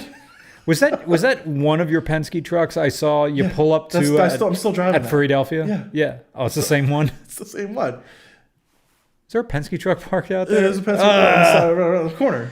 Oh, what do I want to do? Do I want to go to that party? Do I want to stay home? Well, it doesn't really seem like much like a party because he just posted last minute. It's like, "Hey, I'm grilling. Come over." Oh, I don't know if there's a ton of people over there right now. So actually, that is even better because when I go to the Larkin parties and there's nowhere to stand and I got to shout, that's not my idea of a fun time. Although after this podcast, we'll go ahead and I'll see I'll call someone down there I'll call Alan. Yeah. What's the vibes? Alan, what's going on down there? Yeah. Because I know there's the Halloween party coming up, and then there's Friendsgiving, which on average is always 50 plus people. Yeah, and that's where it's like you're like sardines in that house. So, and my favorite part is actually my least favorite part is when there's a ton of people and the body heat just raises so it's like especially during like Friendsgiving or a Halloween party, it's cold outside or it's sweltering inside. And it's like you're trying to find like a medium, like try to find a room that doesn't have a ton of people so you're not sweating your balls off. Yeah. And it's, if you go on the back porch, it's like there's people smoking cigarettes. Yeah. And if you go to so if you don't want to smell cigarettes, you have to go to the backyard. Yeah. It's funny. Yeah. Man, I wish I knew about that. I mean, I saw posted he was going to grill stuff, but then we were going to do this. I'm like, I don't know if I want to run home or not. I'll call Alan and see what's up the vibes. If you're going to just do it on the pod, do it live. Yeah. Okay. I'll call. Yeah, put him on speaker. Yeah.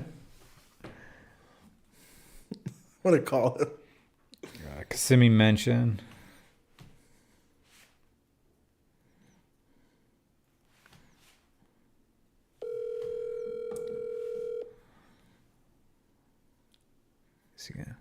Is he gonna be able to hear your phone hear his phone going off? Mm-hmm. Hey, I'm on the podcast with Brian. Oh God. You're on speaker. Oh shit. we saw Anthony was grilling. We were just curious the vibes. I am not at the house. Cool. Oh. Where are you at? Are you at work? I do not know. I am with Kurt currently. Okay. Oh, you're doing the brakes on your Audi. Okay. Yeah. Oh, so they're in Jersey right now. Yeah, they're in like Robbinsville, wherever Chris lives. I forget the name of the town. I think it's. Is Corey Walton with him? What's up? Is Corey Walton there? Is Corey Walton there? Is Corey there? Hello? Is Corey Walton there? No. Okay. Oh, okay. I called Alan to see what's up at his place, but he's with you. So yeah, I'm on the podcast with Brian. Oh, hun, that's what I saw the live stream notification pop up, but then no, Corey is not here. Okay, let me call someone at Larkin to see what's up. Why don't I just call Tony? Call Tony. Yeah, call Tony. All right, I'm gonna call Tony. Watch him be still watching this.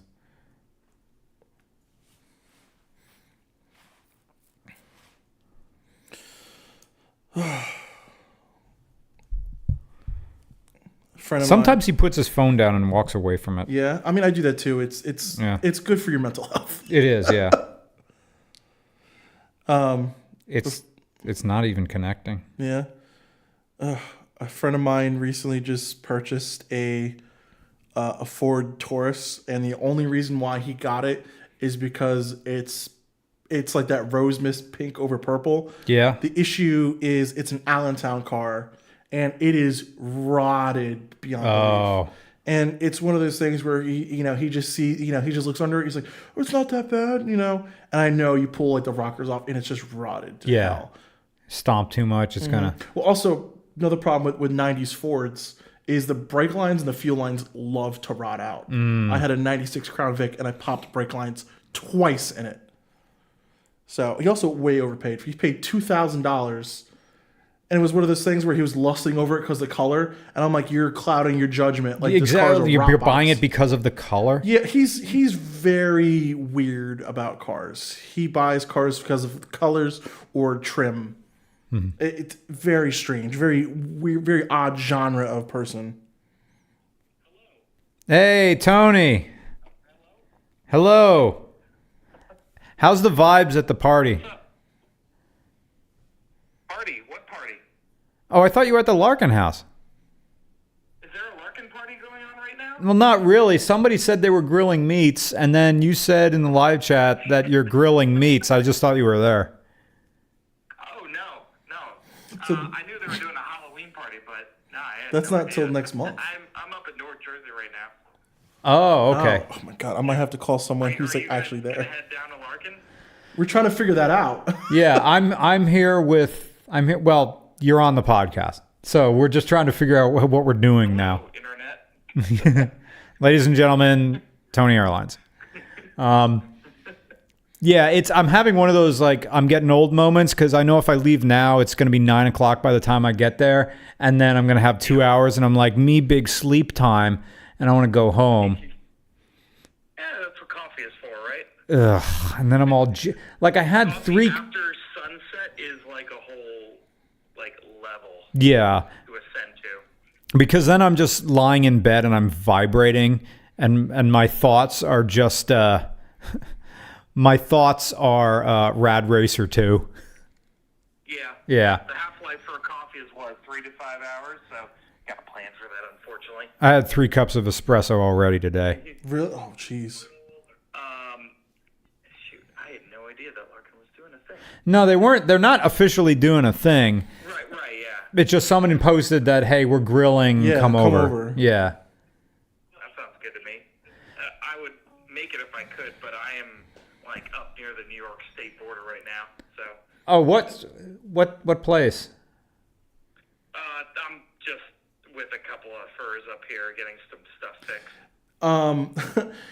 Tony, do you want to? Are you busy tomorrow night? Tomorrow night? Yes. No. Do you want to go see some live music at the Debonair Music Hall in Paramus? In where? Paramus. Paramus. I just might. Yeah, I'm getting some new tires tomorrow, but Yeah. I might be able to. My friend's band Shudder is playing at the Debonair Music Hall. Ooh. And it's the one. Paramus? It's I'm east. in Paramus? Oh, I'm in Paramus, apparently. You. So they are there. They are in the place now where the show is tomorrow night. How far? Ask him. How far is the Debonair Music Hall? Where's the Debonair Music Hall? You know where that is? Debonair. I gotta look that up. Debonair, like Beechcraft Debonair? No. Like the music hall. Yeah, I mean, how do you spell it? I want to look it up. Debonair Music Hall, I believe. This is an amazing podcast. That's really funny. I'm actually up here right now. And I think the funny part is I'm actually buying wheels off off one of the band members. Yeah. I get new wheels tomorrow because I have a freaking flat on the Versa, which I had to fill up on the way here. My I friend just carry a Ryobi air pump in my car now, so whatever. my friend Gavin, who's one of the band members, had an LS 400 that he had some wheels on it, and I mentioned he parted out the car a long time ago, and I mentioned like I think it was like earlier this year. I'm like, do you still have those wheels? They were a set of chrome Lowenhart Chrome Lowenhart 19s, and I really wanted a set of those because going through like old Lexus forums, everyone in the early 2000s had these wheels on either an LS or a GS or older Mercedes. Yeah. And he's like, yeah, I still do have those wheels. The issue was they were in a friend of a friend's storage unit. So I had to like get everything aligned. So he had to be available, I had to be available, and his friend had to be available. So a year later, I'm finally getting these wheels, and I'm meeting him at his show tomorrow. Yeah, that's an ordeal. Yeah, Also, I'm only 11 minutes right now. From cool. the music Are you hall. staying the night there, or are you driving back home? No, I was just coming up here for the afternoon, but then I got stuck in the worst traffic jam ever. The type where everyone just hangs out outside of their cars because it's so bad. Oh my god! Average. Did something happen on the GWB? Is I-287. Okay. East Coast talking about traffic. But yeah, I was just planning to be here tonight, but oh my god, I could totally come back tomorrow. If you want to. Like I said, my friend's band Shutter's playing. Like I said, I'm going to keep shouting them out. So if anyone in North Jersey wants to go see some live music, go support Shutter. Cool. Which I told them I will write that What down. type of band are they? they're like alternative metal. Okay. I'll have to link you to some of they have some music videos. And I told Gavin, I'm like, please, I want one of my film photography photos to be like an album cover. Nice. So he said, yeah, we could probably make that happen, which I'm like, Cool. yeah. All right, I'll take my phone. all right. Tony, we're going to let you go. Thanks for giving us an update. Yeah, of course. All right. Take care. Bye. So, I told you, Paramus. How late is the restaurant that we normally go to around here had a kitchen fire? Oh God. So, I mean, it's one of those things. The place is fine. It's just a pain in the dick for Joe and the insurance and everything. So it's been closed for months. So Port Clinton. When's the Port Clinton Hotel closed tonight? 9. Dumb. There's no place to get a quick bite around here that's not the frickin' Mannheim Diner. And the only thing I like out of the Mannheim Diner is their French toast. So there's literally nowhere to go. I can't wait to move out of Skull County. Speaking of diners for breakfast this morning, because I sold something on Facebook Marketplace. Yeah. I met him at the Clinton Station Diner. Hell yeah. And every Did time you eat there? Yeah, I go there all the time. Is it good? Oh my God, dude, it's great. Really? It's like I one always of the- blow by it because I'm Really? like, I just want to go home because it's on 78 right Well, there. the thing is, it's one of the last few 24-hour open diners, and it's one of those things where it's like the menu is like just schizophrenia because it's Yeah. you keep open and it's just like stack after stack over stack. But they're rated like one of the top 24-hour diners left in Jersey, Yeah. and they're known. They have like the challenge burgers. Oh, great. The most expensive. They have like a huge burger, which is like Ew. $600. Oh, okay. It's that And- sort of stuff. But the menu's huge, and every time I look at the menu, there's always something new that I've missed. And one thing that I want to get next time I'm there, it's on the menu. It's called the garbage omelet. Okay. And it's literally the description says, order at your own risk, whatever. It's for whatever the chef can find. Which I'm like, oh my God. But yeah, they have a huge menu, which I don't know if people aren't familiar with the East Coast and like just Jersey diners in general, the bigger the menu, the better. Yeah. Like if it just Like, how are they possibly putting all this? yeah. Yeah. Now, half of it is just reiterations of the same thing, kind of like all the versions of a Nissan Skyline. But yeah, if it's a lot of that, the cups that they bring you have to have advertisements for like Ebling Funeral Home. The And, placemats, especially in Jersey, if there's not at least one lawyer yeah. on the placemat, like Yeah.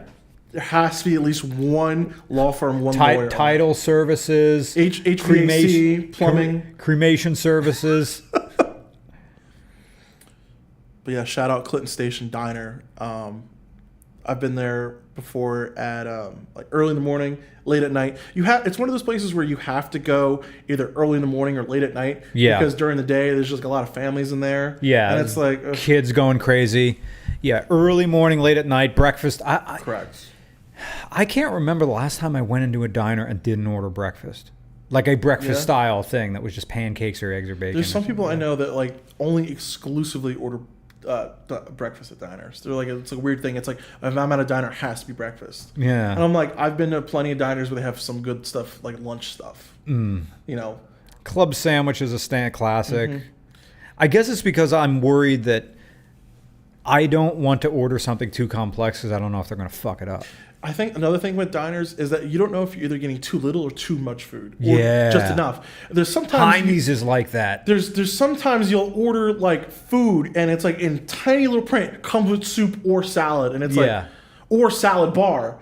Or you'll order it and it comes with like vegetables, extra sides, and I'm like, last time I was up there, I ordered like it was the Italian omelet, which came with like red sauce on it and like, mozzarella cheese, but also didn't realize it came with like fruit and a muffin. And I'm like, whole muffin. Cool, like awesome, but like I'm like, it's too much food. Yo, speaking of too much food, did I tell you what Jim and Kurt did? I boasted to them that I was back down to my happy weight of 170 pounds. Okay. And when they make cheesecakes. They put 2 cheesecakes in my fridge and left. Fuck you guys. And I put one in the freezer. And I've been eating the one with cherries on top. I weighed myself 2 days ago. I was 175 pounds. How did one cheesecake fuck me up? This thing is not 5 pounds. How did I gain? John's cheesecakes are dense. Yes. Like, how did I gain 5 pounds and I didn't eat 5 pounds of food? This is disturbing. Now, I weighed myself after my workout last night. I was at 172. But I'm still eating it. Yeah, okay, it didn't help that the OABPA, the Business Association, we helped sponsor American Excellence Wrestling here in town the other day. And I've never been to any sort of wrestling ever. And this was the first time seeing something like that up close. And I'm like, oh, that guy and this is like local wrestling. This guy just jumped from the top belt, grabbed a folding chair in midair, and then came down on another guy. They had one heel that I don't know if it was in bad taste or if it's so cheesy it came back around again. It was just like I don't know if it was supposed to be a flamboyant guy, supposed to be like a trans character. The wrestling name was Mr. Fluffy, and maybe it was just a guy in just like a cut off halter top, and he was wrestling in that, and it was all pink and purple. Maybe I'm reading into it too much of local wrestling. And then there was another guy who was called Samurai, and all he wanted to do was get his sword. Like, and the ref like keeps stopping him. That was his gimmick. He like gets a samurai sword and like, I'm gonna stab the guy.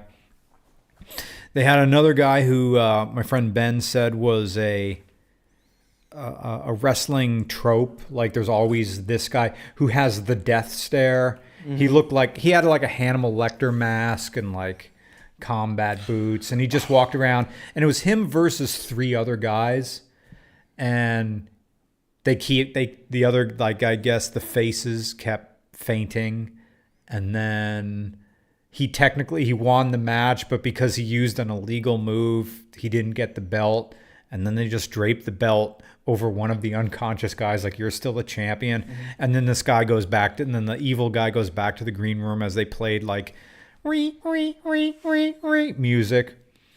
The announcer guy had a yellow and black sequined kind of lounge lizard type. It was entertaining. And then I just met all the wrestlers as they came up to get Chris, because most of the food was from Chris's coffee shop. So we were just serving garbage pile pulled pork nachos all night. Pulled pork nachos. Oh, yeah. Boy. Yeah. They were. I think maybe that contributed to my weight gain as well, because I bought an entire tray of it and took it home. We have some super chats, and the second one is hilarious because it's a super chat, and I was just talking about Facebook. We'll do the first one first, but then we get to the other one. So there's I'll do it out. It's the we have. Do we have I to go could in see order? him now. A classic Pharrell was first. So Mentioned planning on submitting a 2015 Outback for Race to the Bottom. Ideally spend a day or two with you methodically going over why it wins race.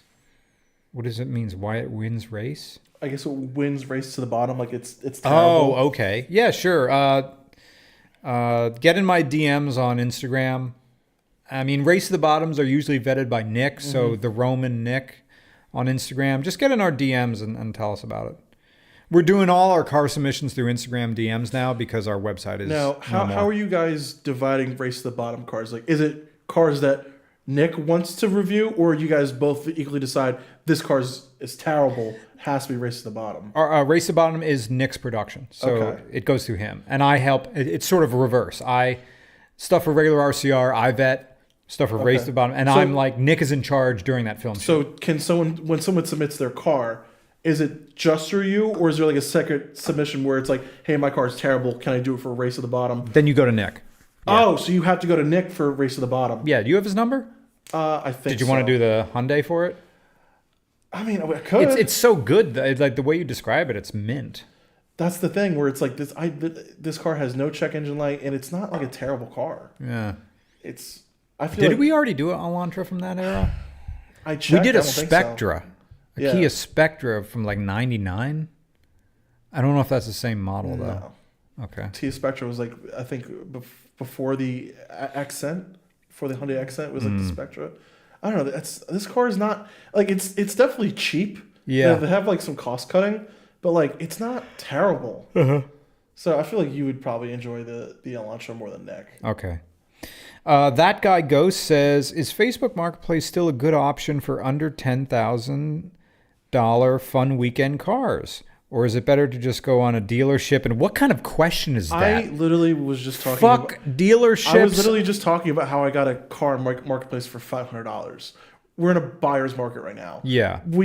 A lot of people realize like the economy is just not great. People just don't have money. Right. So you can find cheap cars all day. I'm seeing running and driving cars for under $1,000 again. Yeah. So of course, like Yeah. a dealership, no. Unless there's something you really want and it's only at a dealership. Occasionally they'll get their hands on something nice. Like my 4Runner. I knew I wanted a third gen 4Runner. It was at this place. I'm like, fine. But if you're actively seeking a car and it's at a dealership, Nick bought his Grandpa Spec Camry at a dealership. But when I say dealership, it was like a used car dealership, not like a blank Ford or something like that.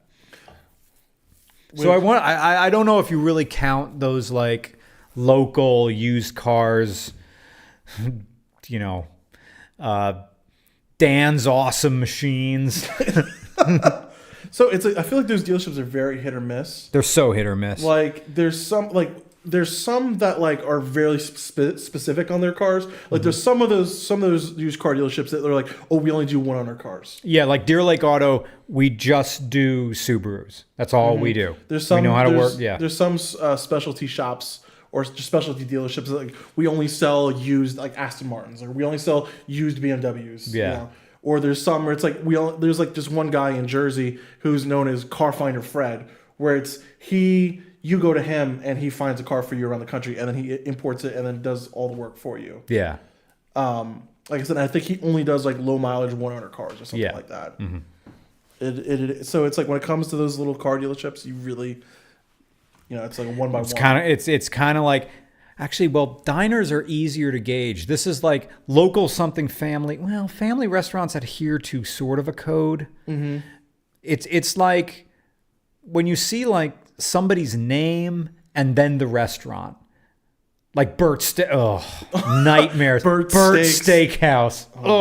But that wasn't even a steakhouse. That was just like I don't even remember what I got there, but it was so like.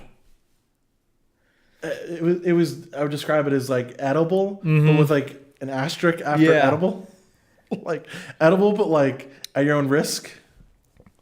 Where did Jake wanted to go? He wanted to go another place that was kind of that I've heard of. It's like either Tommy's M&S Diner in St. Clair, or maybe there was something farther out. I think maybe he wanted to go to the Doyle Hotel in Duncannon, but that's like a. I've heard that place is actually good before. Yeah. I had a beer there once while picking up a hiker, but that was it. I never ordered any of their food. The Port Clinton Hotel, which I wanted to take you to, but now they're closing. I mean, for the night at 9. Yeah. That place, if you order a burger there, Kurt's been there. Kurt and Jim went there. If you order a burger, they don't give you anything with it because the burger is like that. Oh, okay. So it's one of those. And if you order a side of fries, it's a pound of fries. That's too much fries. It's too much fries. It's like if I don't like going to Popeyes too much, but like the thing is like they always give you too much fries, and the issue is that like Popeyes shelf life of fries is short. It's like McDonald's; they get soggy fast. Yeah. It's funny. Also, the guy who asked if Facebook Marketplace is still a good option, he said, "I'm so disconnected. I haven't bought a car since 2020." Well, you're not like me where I check Facebook Marketplace like it's the morning news. Oh, yeah. I wake What up, popped up? Oh, what's for sale? What's for sale? Yeah, when I was checking it randomly, and I'm like, occasionally I'll type in a car, and I'm like, Honda today, and I saw that today in Lebanon, and it was $6,000, and I went to look at it, and then I got Honda today on my brain, and the guy it was registered, but he didn't have any insurance on it, so I didn't want to drive it. Tires are dry rotted, but everything else was okay. The previous owner, which was weird, whoever had it before put the cheap Alibaba LED headlight replacements in, but was too lazy to put the diapers back on the back of the headlights. Oh my god! So like moisture got in, Yeah. or like dirt. Yeah. So what's funny is that like half decent halogens are brighter and better Yeah. than eBay LEDs. Yeah. Yeah. Like you go on, I like going on Rock Auto because it's like you go to like you type in your car and it's like gives you the bulbs for every little tiny little thing, and it's like they have like the good like Philips, the good Sylvania bulbs, but for like affordable too. Like you go to AutoZone and they actually want like a ton for those stupid Sylvania bulbs, but if you go on Rock Auto, like they're only like $15. You can get Silver Stars off of Rock Auto. You can get the Silver Star ZXEs off Rock Auto. What's the ZXE? They're like above the Silver Stars. I've heard of Silver Star. I ran Silver Star Ultras, but they run temperature hot and they burn out pretty quick. So I That's just the go problem regular with a Silver lot Star. of those like brighter bulbs. But they run at the correct amperage. There's been a few times where it's like if it's like a 55 watt or 65 watt bulb, like it's fine. But I've seen some like those companies where it's like, oh, it's a 100 watt bulb, and it's like that'll melt the wiring harness. Like all GM cars when they figured that they were going to run the turn signals on as Also, what is it with General Motors vehicles and like something with? Have you ever noticed like GMT 400s and 800s, especially the 800s, the running lights are always burned out? It's Always. because like the connectors just melt. Yeah. And so that's like the Every one single I know it's not a 400 and 800, but every single Chevy Avalanche, when they have their head, always has only one fog light running. Yeah. It's because the connectors for that's like the one time where cheap LEDs are okay because they don't run as hot as halogens. I've seen more nowadays. If you're that's like a GMT 800 Silverado Suburban, I mean most of them at this point are running aftermarket headlights anyway with stupid LED daytime running lights and shit like that.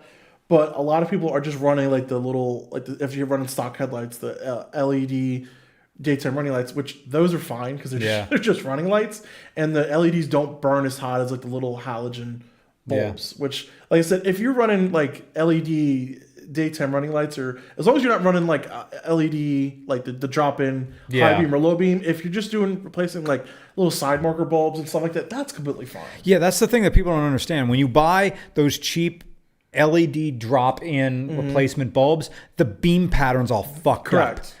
And they honestly, they'll be brighter, but they're not going to pierce the darkness that hard. It's just going to shine everywhere, and it's almost as bad as getting a light bar, the crappy eBay light bar, and just putting that on. Also, they won't those shitty LED bulbs. It's like they appear brighter just because it's scattered out, and it's like the color temperature is higher, but like we have like they still make halogen bulbs, of course, but the modern halogen bulbs are so good that there's no reason to even upgrade to try to get those shitty LED bulbs. Yeah, my Kia Niro, my 20, I guess it's a 22, or was it a 23?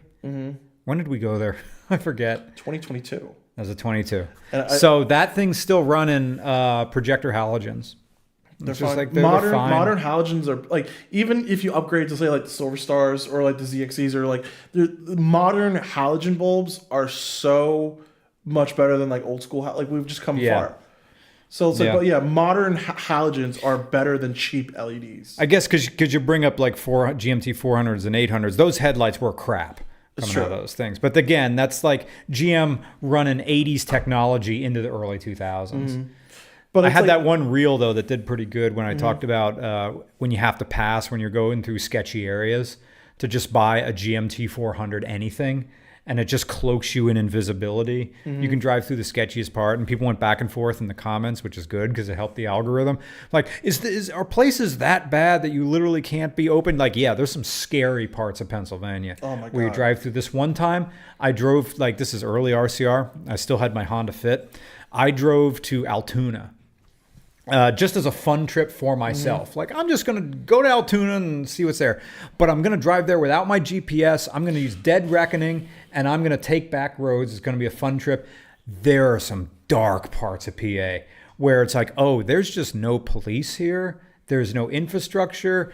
And there's like, I'm driving through a town in a freaking an 04 Honda Fit.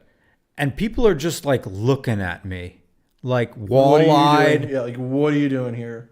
What kind of car is that? And this is somewhere between like Chambersburg and Altoona, north of the mountain. Oof. So I would have been going through towns like, it was like, oh, this is just, I've gone back in time to like 1971 here. How is this I possible? say that about Boyertown. Yeah. Where there's some towns like in eastern Pennsylvania, like central and western Pennsylvania is way more dark and scary and has a lot more poverty than eastern Pennsylvania. But like there are some towns in eastern Pennsylvania which I'm like, stay away. Like Pottstown and their homeless population. Yo. Like if you drive through Pottstown, I swear they're half the people who live in Pottstown. Pottstown has a homeless problem just as bad as Philly. I swear. It's super weird. And yeah, because Nick lives in Pottstown. He doesn't live in town. He lives outside. But it's like, yeah, you go downside. There's just people, I guess, I don't know what it is. The bus service there, I guess you can kind of live in Pottstown and you're close enough to Philly that you could ride a bus. Yeah, SEPTA has lines that go to Pottstown. Maybe that's it. I mean, Pottsville has some home. Well, not really. I don't think Pottsville. Yeah, I don't know how that happened. I guess Pottstown If itself. you drive through downtown Pottstown, which and probably people confuse Pottsville and Pottstown all the time. All the time, yeah. But there's Pottstown is close to Philly. Pottsville is where they make Yingling. Yeah. That's how you. Pottsville is just blight. But then so is Pottstown. It's just more people live in Pottstown. Pottstown is just close to nice stuff, though. It's funny because it's right on the border of Chester County, which is the most expensive county in the state of Pennsylvania. It's really fun because it. Is Gladwin Chester County or is Gladwin Philadelphia? Gladwin is definitely. I think that's either Delaware or Montgomery. That's County. Delco. Yeah, that's Delco. So Anyway. because if you look at Pottstown, Pottstown is on the corner. It's like a tri-county area. Pottstown, if you're in North Pottstown, I believe you're in Montgomery or Berks County, and then you drive through. There's like the river, and you drive over to southern Pottstown. Now you're in Chester County. And it's funny because if you drive south, you hit like Chester Springs, which is one of the wealthiest towns in Pennsylvania. Like the East Coast is so funny because you're in one town, you drive 5 or 10 minutes, you're in like a completely different like area, like the cost of living and like the median housing like income is like 4 times as much. It's crazy. And like Pennsylvania, Jersey, Maryland, Delaware, you're in one town, you drive 5 minutes. Now you're seeing like row homes and like abandoned cars, and you drive 5 minutes and you're seeing like $2 million mansions. Yeah. Okay, so the place I was driving through, this would have been places like Blair Mills, East Wentford, Bain, through Tuscarora State Forest. Yeah, there is no highways, nothing. So if there was Harrisburg and there Altoona is right. Is it more north? Yeah, Altoona is there. So I'm like there. Oh god, Right yeah. there. In and out of the Appalachian Ridges, yeah. There's someone who mentioned Mark Johnson. He said, "Dang, out here in Washington State, small towns aren't so bad. I'm sad to hear PAs like that." It's because it's all just coal towns that have been abandoned. Yeah. And it's like the people who live there have never left. No, I mean, you own your own home, which is probably great, or maybe you're renting for super cheap, but there's no public infrastructure there. There's nothing. So if you don't... I go to like some of these small towns in Pennsylvania and I'm like, what do you do for work? Because I'm like, there's nothing out here. Yeah. Like I've driven to like the middle of nowhere, like Pennsylvania, and I'm like, what do you do for work? Because they're like the nearest Walmart is like 40 minutes away. Yeah. Like the only store around here, like business, is like Dollar General. Yeah. And I'm like, it's like, how can like there's houses just in the middle of nowhere, and I'm like, where? How can you afford a house, but there's like no infrastructure, there's no job, there's like what? It just confuses me. Is there, I guess, trucking? There's maybe a school, a prison. Most people in this area just commute. I mean, okay. So Do a lot of people who live here just like work in Hamburg or somewhere like somewhere else? Yeah. Yeah. In this immediate area, well, there's FCI Schuylkill. That's a federal prison. Someone mentioned farming, but if you're up in the mountains, there's not really any There farming. are some farms here. There's farming to do. But if you're in the we're talking about like these towns that were based on coal, like towns that like were formed for coal mining. The coal mining left, and now you just have these towns with no main industry.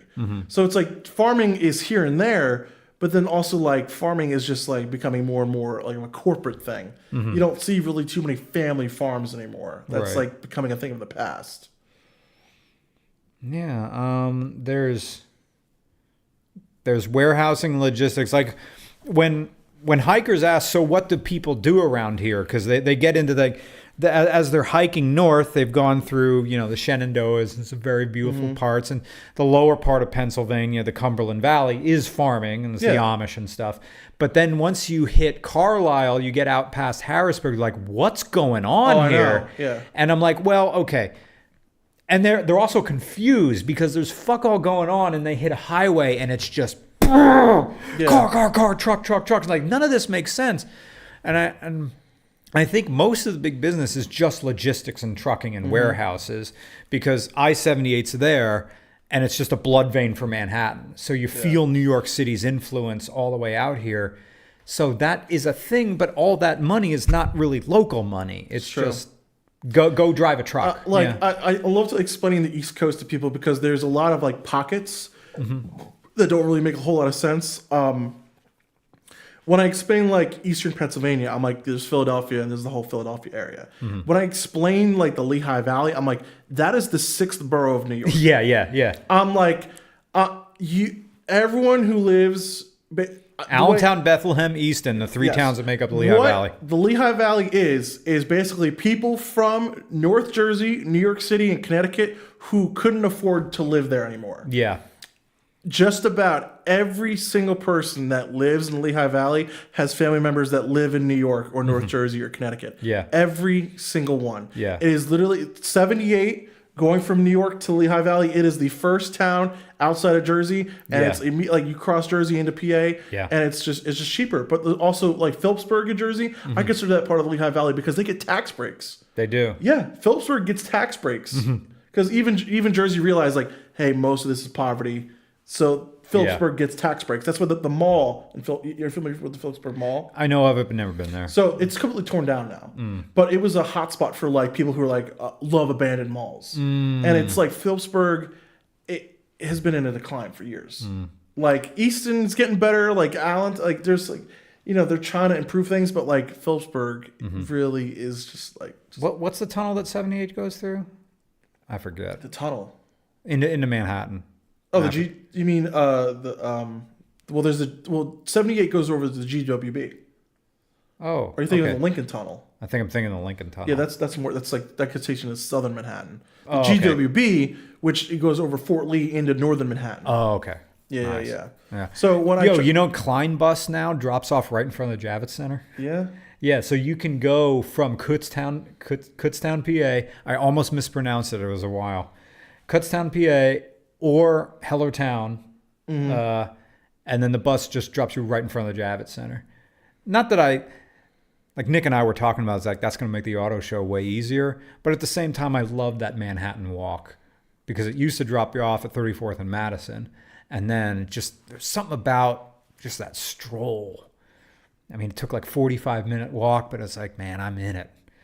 I love New York City. I don't know if I could ever live there, but just being in that, it's whatever's happening, I'm in the middle of it right now. I mean, the thing with the Northeast, and this is most people around the country can understand. It's like, yeah, you can go from New York to Philly to Baltimore in like to DC, 5 hours. Yeah, you can get up to Boston. I think from here to Boston's maybe 6.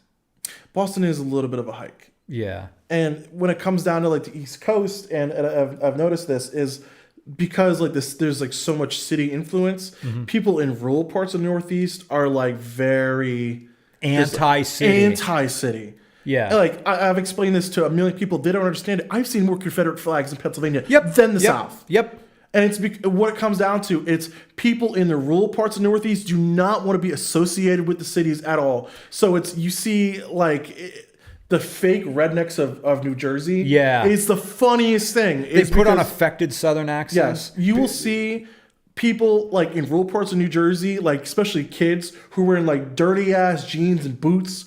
And like they're driving like a second gen Ram, and it's like your parents have a $500,000 house and a cul-de-sac. I'm like, yeah, you're a fake redneck. Yeah. There's a lot of fake rednecks in the Northeast because they just don't want to be associated with the city. And it's like, oh, I'm a redneck, dude. You live 10 minutes outside Doylestown. Like your parents have a $1.2 million house. Like you're not. You can take SEPTA into Philly anytime you want. Yeah, and it's like, and around here you get a lot of, Philly's dangerous and scary, and I'm like, it's a little bit, but like I'm going down to Center City. Center City is just fine. Yeah, like I'm there having lunch with my friend Corbin, and we're just talking, and he's looking around, and we looking around. It's like we're here. It's a Saturday night in front of the City Hall, and we're just watching people play in the fountain. I'm watching a guy wash his bird scooter or something. As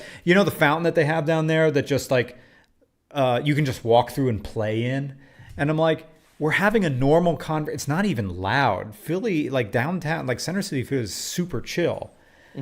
I mean, after dark, you may get some people on some motorcycles doing wheelies, but there's something to look at. It's true. I mean, it just blows my mind. It's like you just have like these the older people. Yeah. They just watch the news all day, and they think the cities are so dangerous. Like I love telling like my family, like the older members of my family, they know I spend a lot of time in Philadelphia and Baltimore because I just have a lot of friends in Philadelphia and Baltimore. Yeah. And they're always like, oh my God, like you're gonna get stabbed one day.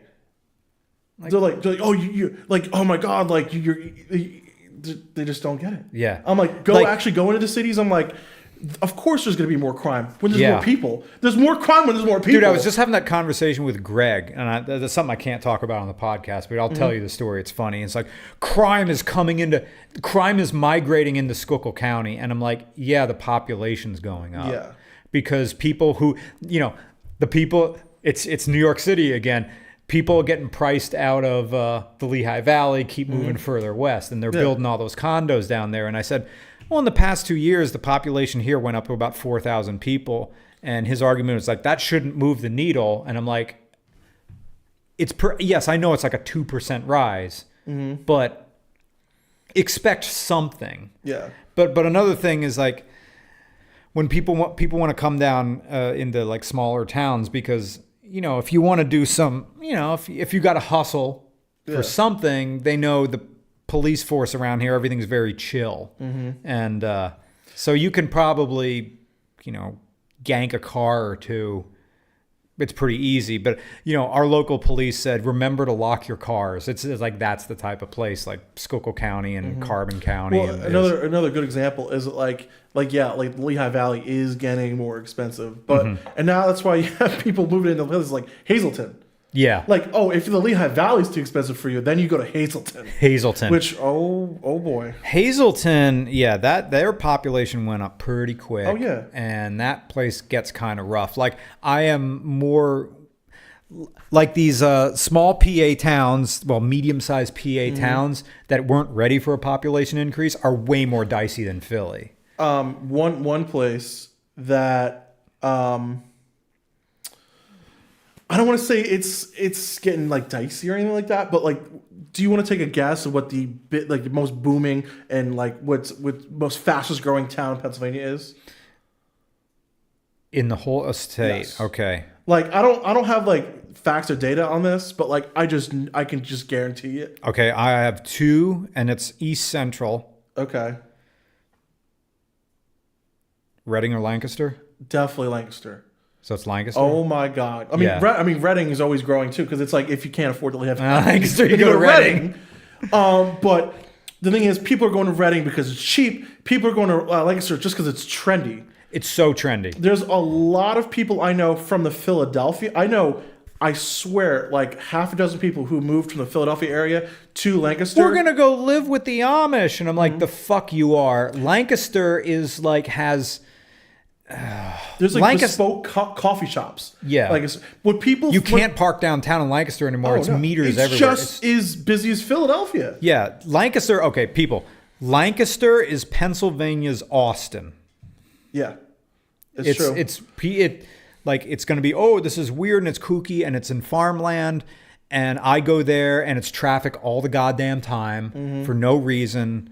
Lancaster is like, they're double like what their population could really handle. Yeah. Like it's crazy. And you're just going to see like Pennsylvania, in some places like Hazleton, it's getting like, it's growing, but like in a bad direction. Yeah. Places like Lancaster, it's growing, but like in a good direction. Yeah. Like Pennsylvania, it's so weird. Like the places that are like the change. I want to say like places around Lancaster are also growing, like Ephrata, probably York, which like I don't know.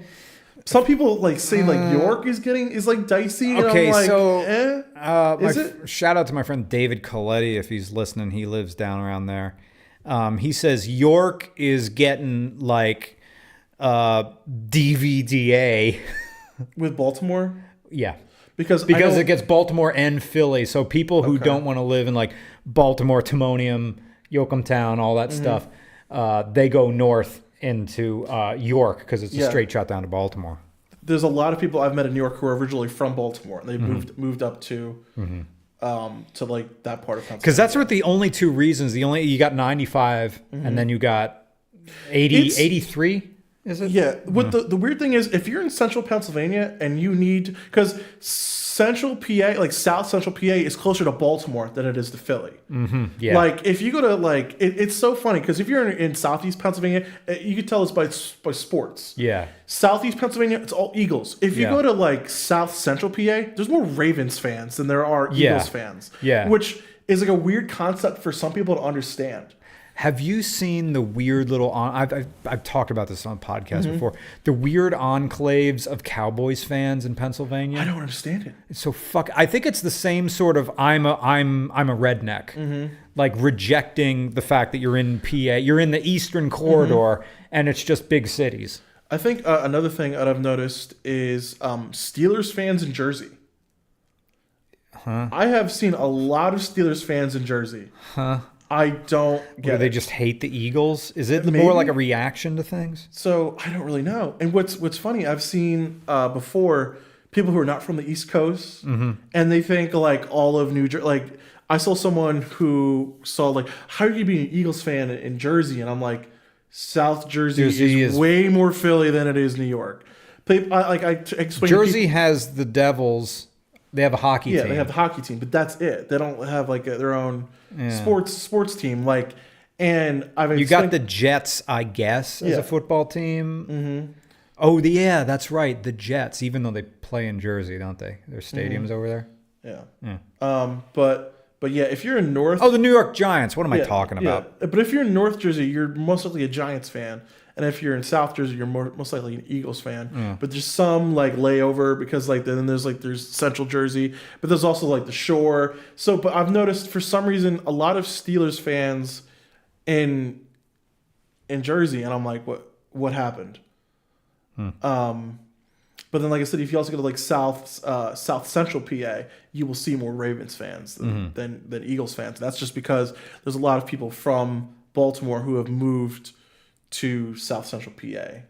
That's just, and it's like really strange, you know. When I explained to the East Coast, I'm like, it's all pockets. Yeah. We had a comment that said the only reason I go to Hazleton is for Harry's. I think that's the reason why most people go to Hazleton. Gigantic junkyard for people outside the East Coast. Harry's, you pull it. Which I'll be honest with you, is I used to go to Pennsylvania junkyards all the time. The issue is because of Pennsylvania inspection and rust, junkyards don't have anything really that I'm looking for anymore. As I'm having to go down to Maryland and Virginia just because Maryland and Virginia still has 90s and early 2000s cars. If you go to Harry's, like now, if you go to Harry's Hazleton, everything is like 2007 or newer. There's just not old stuff in Pennsylvania junkyards anymore. Yeah. Because there's a lot of people in Pennsylvania where their mechanic will tell them this might not pass inspection next year, and they just junk the car. Yeah. So Pennsylvania junkyards, cars are very disposable. At Pennsylvania. Oh, this might not pass inspection. Oh, junk it. I'll get into something else. Yeah. Or you find a lick it and stick it place. Yeah. So there's I know of two off the top of my head. Yeah. So it's funny because you'll see like old rotted out cars in Pennsylvania, and it's like they either you junk the car or you know a lick it and stick it guy. Got a comment that says, I'm just over here on a split screen looking up these places you're talking about on Google Maps and trying to understand. Look up Lakewood, New Jersey, the land of Toyota Siennas. Go on Google Maps and Google Street View and count how many Siennas you see. Man, you will be baffled. If I started RCR like 10 years before, I'd be living in fucking Gladwin right now. And I would be like the dirtiest person in Gladwin. I don't know why I like focus on Gladwin as a place. I mean, because it's right across from Manayunk. Like you can buy a house in Manayunk for like $400,000. You go across the Schuylkill Expressway into Gladwin, it's $4 million. Yeah. Someone said they live in Maryland and said all the junkyards are 07 plus. No, go to LKQ. There's LKQ is a chain, but they have like 4 locations in Maryland, and especially the Hawkins Point location, which is in southern Baltimore, always has interesting things. Like, and I've talked to my friend Jeff about this, who goes junkyarding as a profession, lifestyle. And I've told him, I'm like, dude, like I don't go to Pennsylvania junkyards anymore because everything's newer. I'm looking for parts for old cars. So if you need to find old stuff, you gotta go down more south where rust isn't really a big problem. And that's where I mentioned before. I'm like, the way cars rust in the Northeast is crazy. Yeah. Like the way a car will rust up in Rochester, New York, is going to be way different than a car that rusts in, say, like Bel Air, Maryland. Yeah. The difference is staggering. Yeah. Supposedly Toronto is the worst. My friend Matt has sent me cars from Toronto. He lives in Sudbury, which is like more north, and I've seen like 10-year-old cars where like the whole hatch is just rust. Yikes! And by the way, for everybody in Pennsylvania, I know you know this, but you never buy an Ohio car ever. That's true because Ohio doesn't have. So everyone in Western PA, basically, if your car won't pass inspection and you live in Western Pennsylvania, you sell it to someone in Ohio. Yeah. And if you live in Pennsylvania, don't buy an Ohio car because it won't pass inspection. Nope. I mean, the same kind of goes for Jersey because Jersey has emissions, but it doesn't have inspection. New York, I think, has inspection, and I think Maryland does, but it's not super strict. Yeah, maybe it is. That does make sense. My 4Runner was a Jersey car. So, but the way cars rust in Jersey is a lot. Like if you're like the way cars rust in North Jersey versus South Jersey, it's a big difference. Like the way a car would rust in like say like Newton versus like I don't know like Cape May or Vineland. Yeah, two different. Like it's crazy. Like even if you go down to like Delaware And I've seen like second gen Rams, which are normally like rust buckets. Yeah. Really? Clean. In Delaware? Yeah. Like southern parts, like lower, slower. If you go down a lower, slower, you'll see some older cars that like haven't really been taken out by rust. But then you go to like somewhere in central PA and it's like the car's like pretty bad. But then you go to see like upstate New York or like Vermont, it's like the cars are rusting in places you never have seen before. Yeah. They're rusting like through the antenna or Like something like I've that. seen cars in like I've been up to like Albany one time, and I've seen cars like rusting in spots that I'm like, I didn't know a car could rust there. Well, we're swinging up toward 9 p.m. I think we're going to wrap this up. Thank you to everybody who did super chats. I just want to go over a few comments and we'll Oh, close please, out. yeah. Let's see. Mr. Head Crab said, I'd offer a house in South Jersey, but Mr. Regular says no Jersey. This is the mandatory front plates are fugly. Well, you can put your front plate on the dash. Like as long as it's presented, Jersey doesn't give a shit. Really? Like on my Lexus, I just have the front plate like in the windshield. And if I go to a car show, I can just take it right out.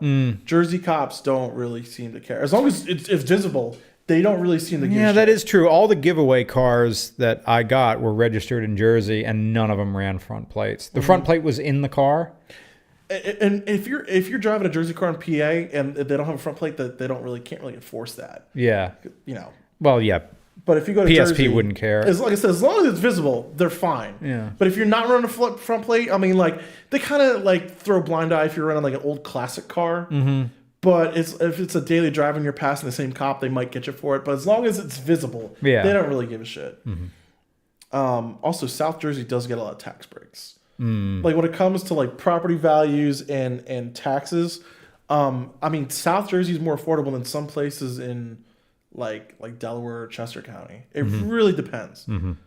Like I said, like Phillipsburg gets a tax break. So I have seen some cheap houses in South Jersey, but like I said, it really depends. Like a house in Cherry Hill is going to be a lot different than say one like Millville. You know what I mean? If you go to like some parts of like really South Jersey, it's like, you know, like the Pine Barrens, you will find some cheap houses down there. So it all depends. Someone dropped a random pin in Lakewood, like you said, 4 Siennas immediately spotted. I'm howling. Yeah. So Lakewood, New Jersey is, outside of Jerusalem, the biggest assimilation of Hasidic Jews in the world. Yeah. So, but if you go there, it's all Siennas, Honda Odysseys, Honda Accords, and Toyota Camrys. Is it a good place to buy one if you want? No. Why no. not? Because they hold on to them forever? Oh, they're all wrecked. Oh.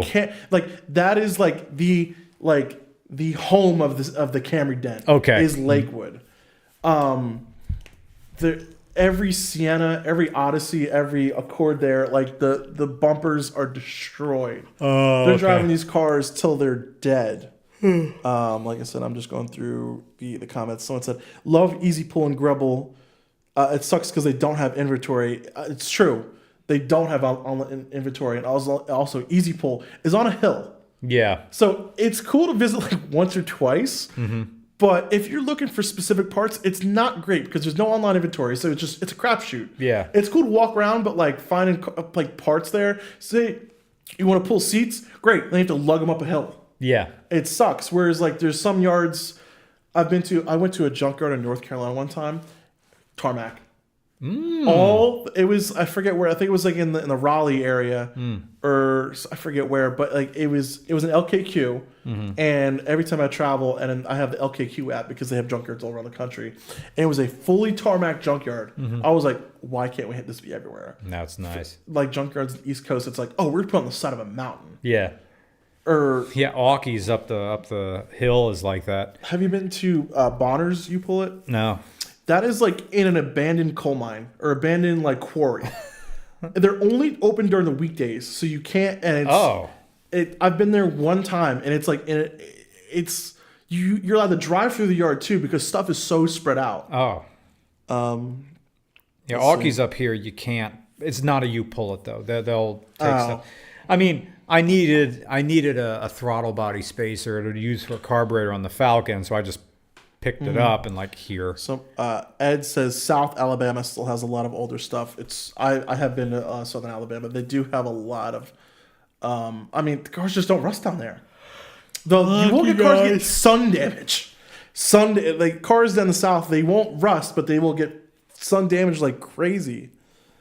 Someone said Maryland rust is manageable. West Virginia rust is just like upstate New York rust. It's true. Let's see. What car do I buy from in Ohio? Go south. Go to Kentucky. Go to Tennessee. Yeah, man. Buying a car in Ohio, you'd have to buy from another enthusiast who has maintenance records. You'd have to go with someone, bring along a jack, a good one, get under the car, start looking around, bring your magnet, start tapping, seeing if there's body filler, that sort of stuff. Plug in your scan tool if you have one. Easy Pool sucks in 90-degree summer going around the yard trying to find the one car that probably isn't there. Like I said, download the LKQ app and go to yards in Baltimore. If you're in PA or somewhere in the east on the East Coast and you need parts, the PA yards suck because Harry's, they'll post their inventory on Facebook, but they'll take one crappy photo, and you have a guessing game. Yeah. Where the LKQ app, they take photos of each side, the engine bay, and the interior. Ooh. So it's like, I might be driving 2-3 hours for these cars, but I know what I'm getting into. Yeah. So it's like it's better to like spend 3 hours driving than driving to some of these yards in PA and waste my time. Yeah. Also, my Lexus GS, I don't know why. Well, I mean, those cars were super popular in the Maryland, Virginia area. So anytime I need Lexus parts, like half the cars built with parts from the Baltimore, DC, Virginia area. Nice. Like finding a Lexus GS up here, they're popular up in New York, and then they're popular down in like the Baltimore, DC area. So I have to travel to get parts for that car all the time. I need to pee again. Yeah. I feel like wrapping this thing up because I'm hungry and I need to cook dinner. So thank you to everybody who tuned in. Thank you to our guest, Lance, for coming in. Always Absolutely. A pleasure. Thank you to everybody who donated to Super Chats. And thank you to everybody who's helping by watching out the shorts and keeping RCR's slow but sure march to 1 million. Have a good night, guys. Stopping recording. There's that. That's done. I need a pee.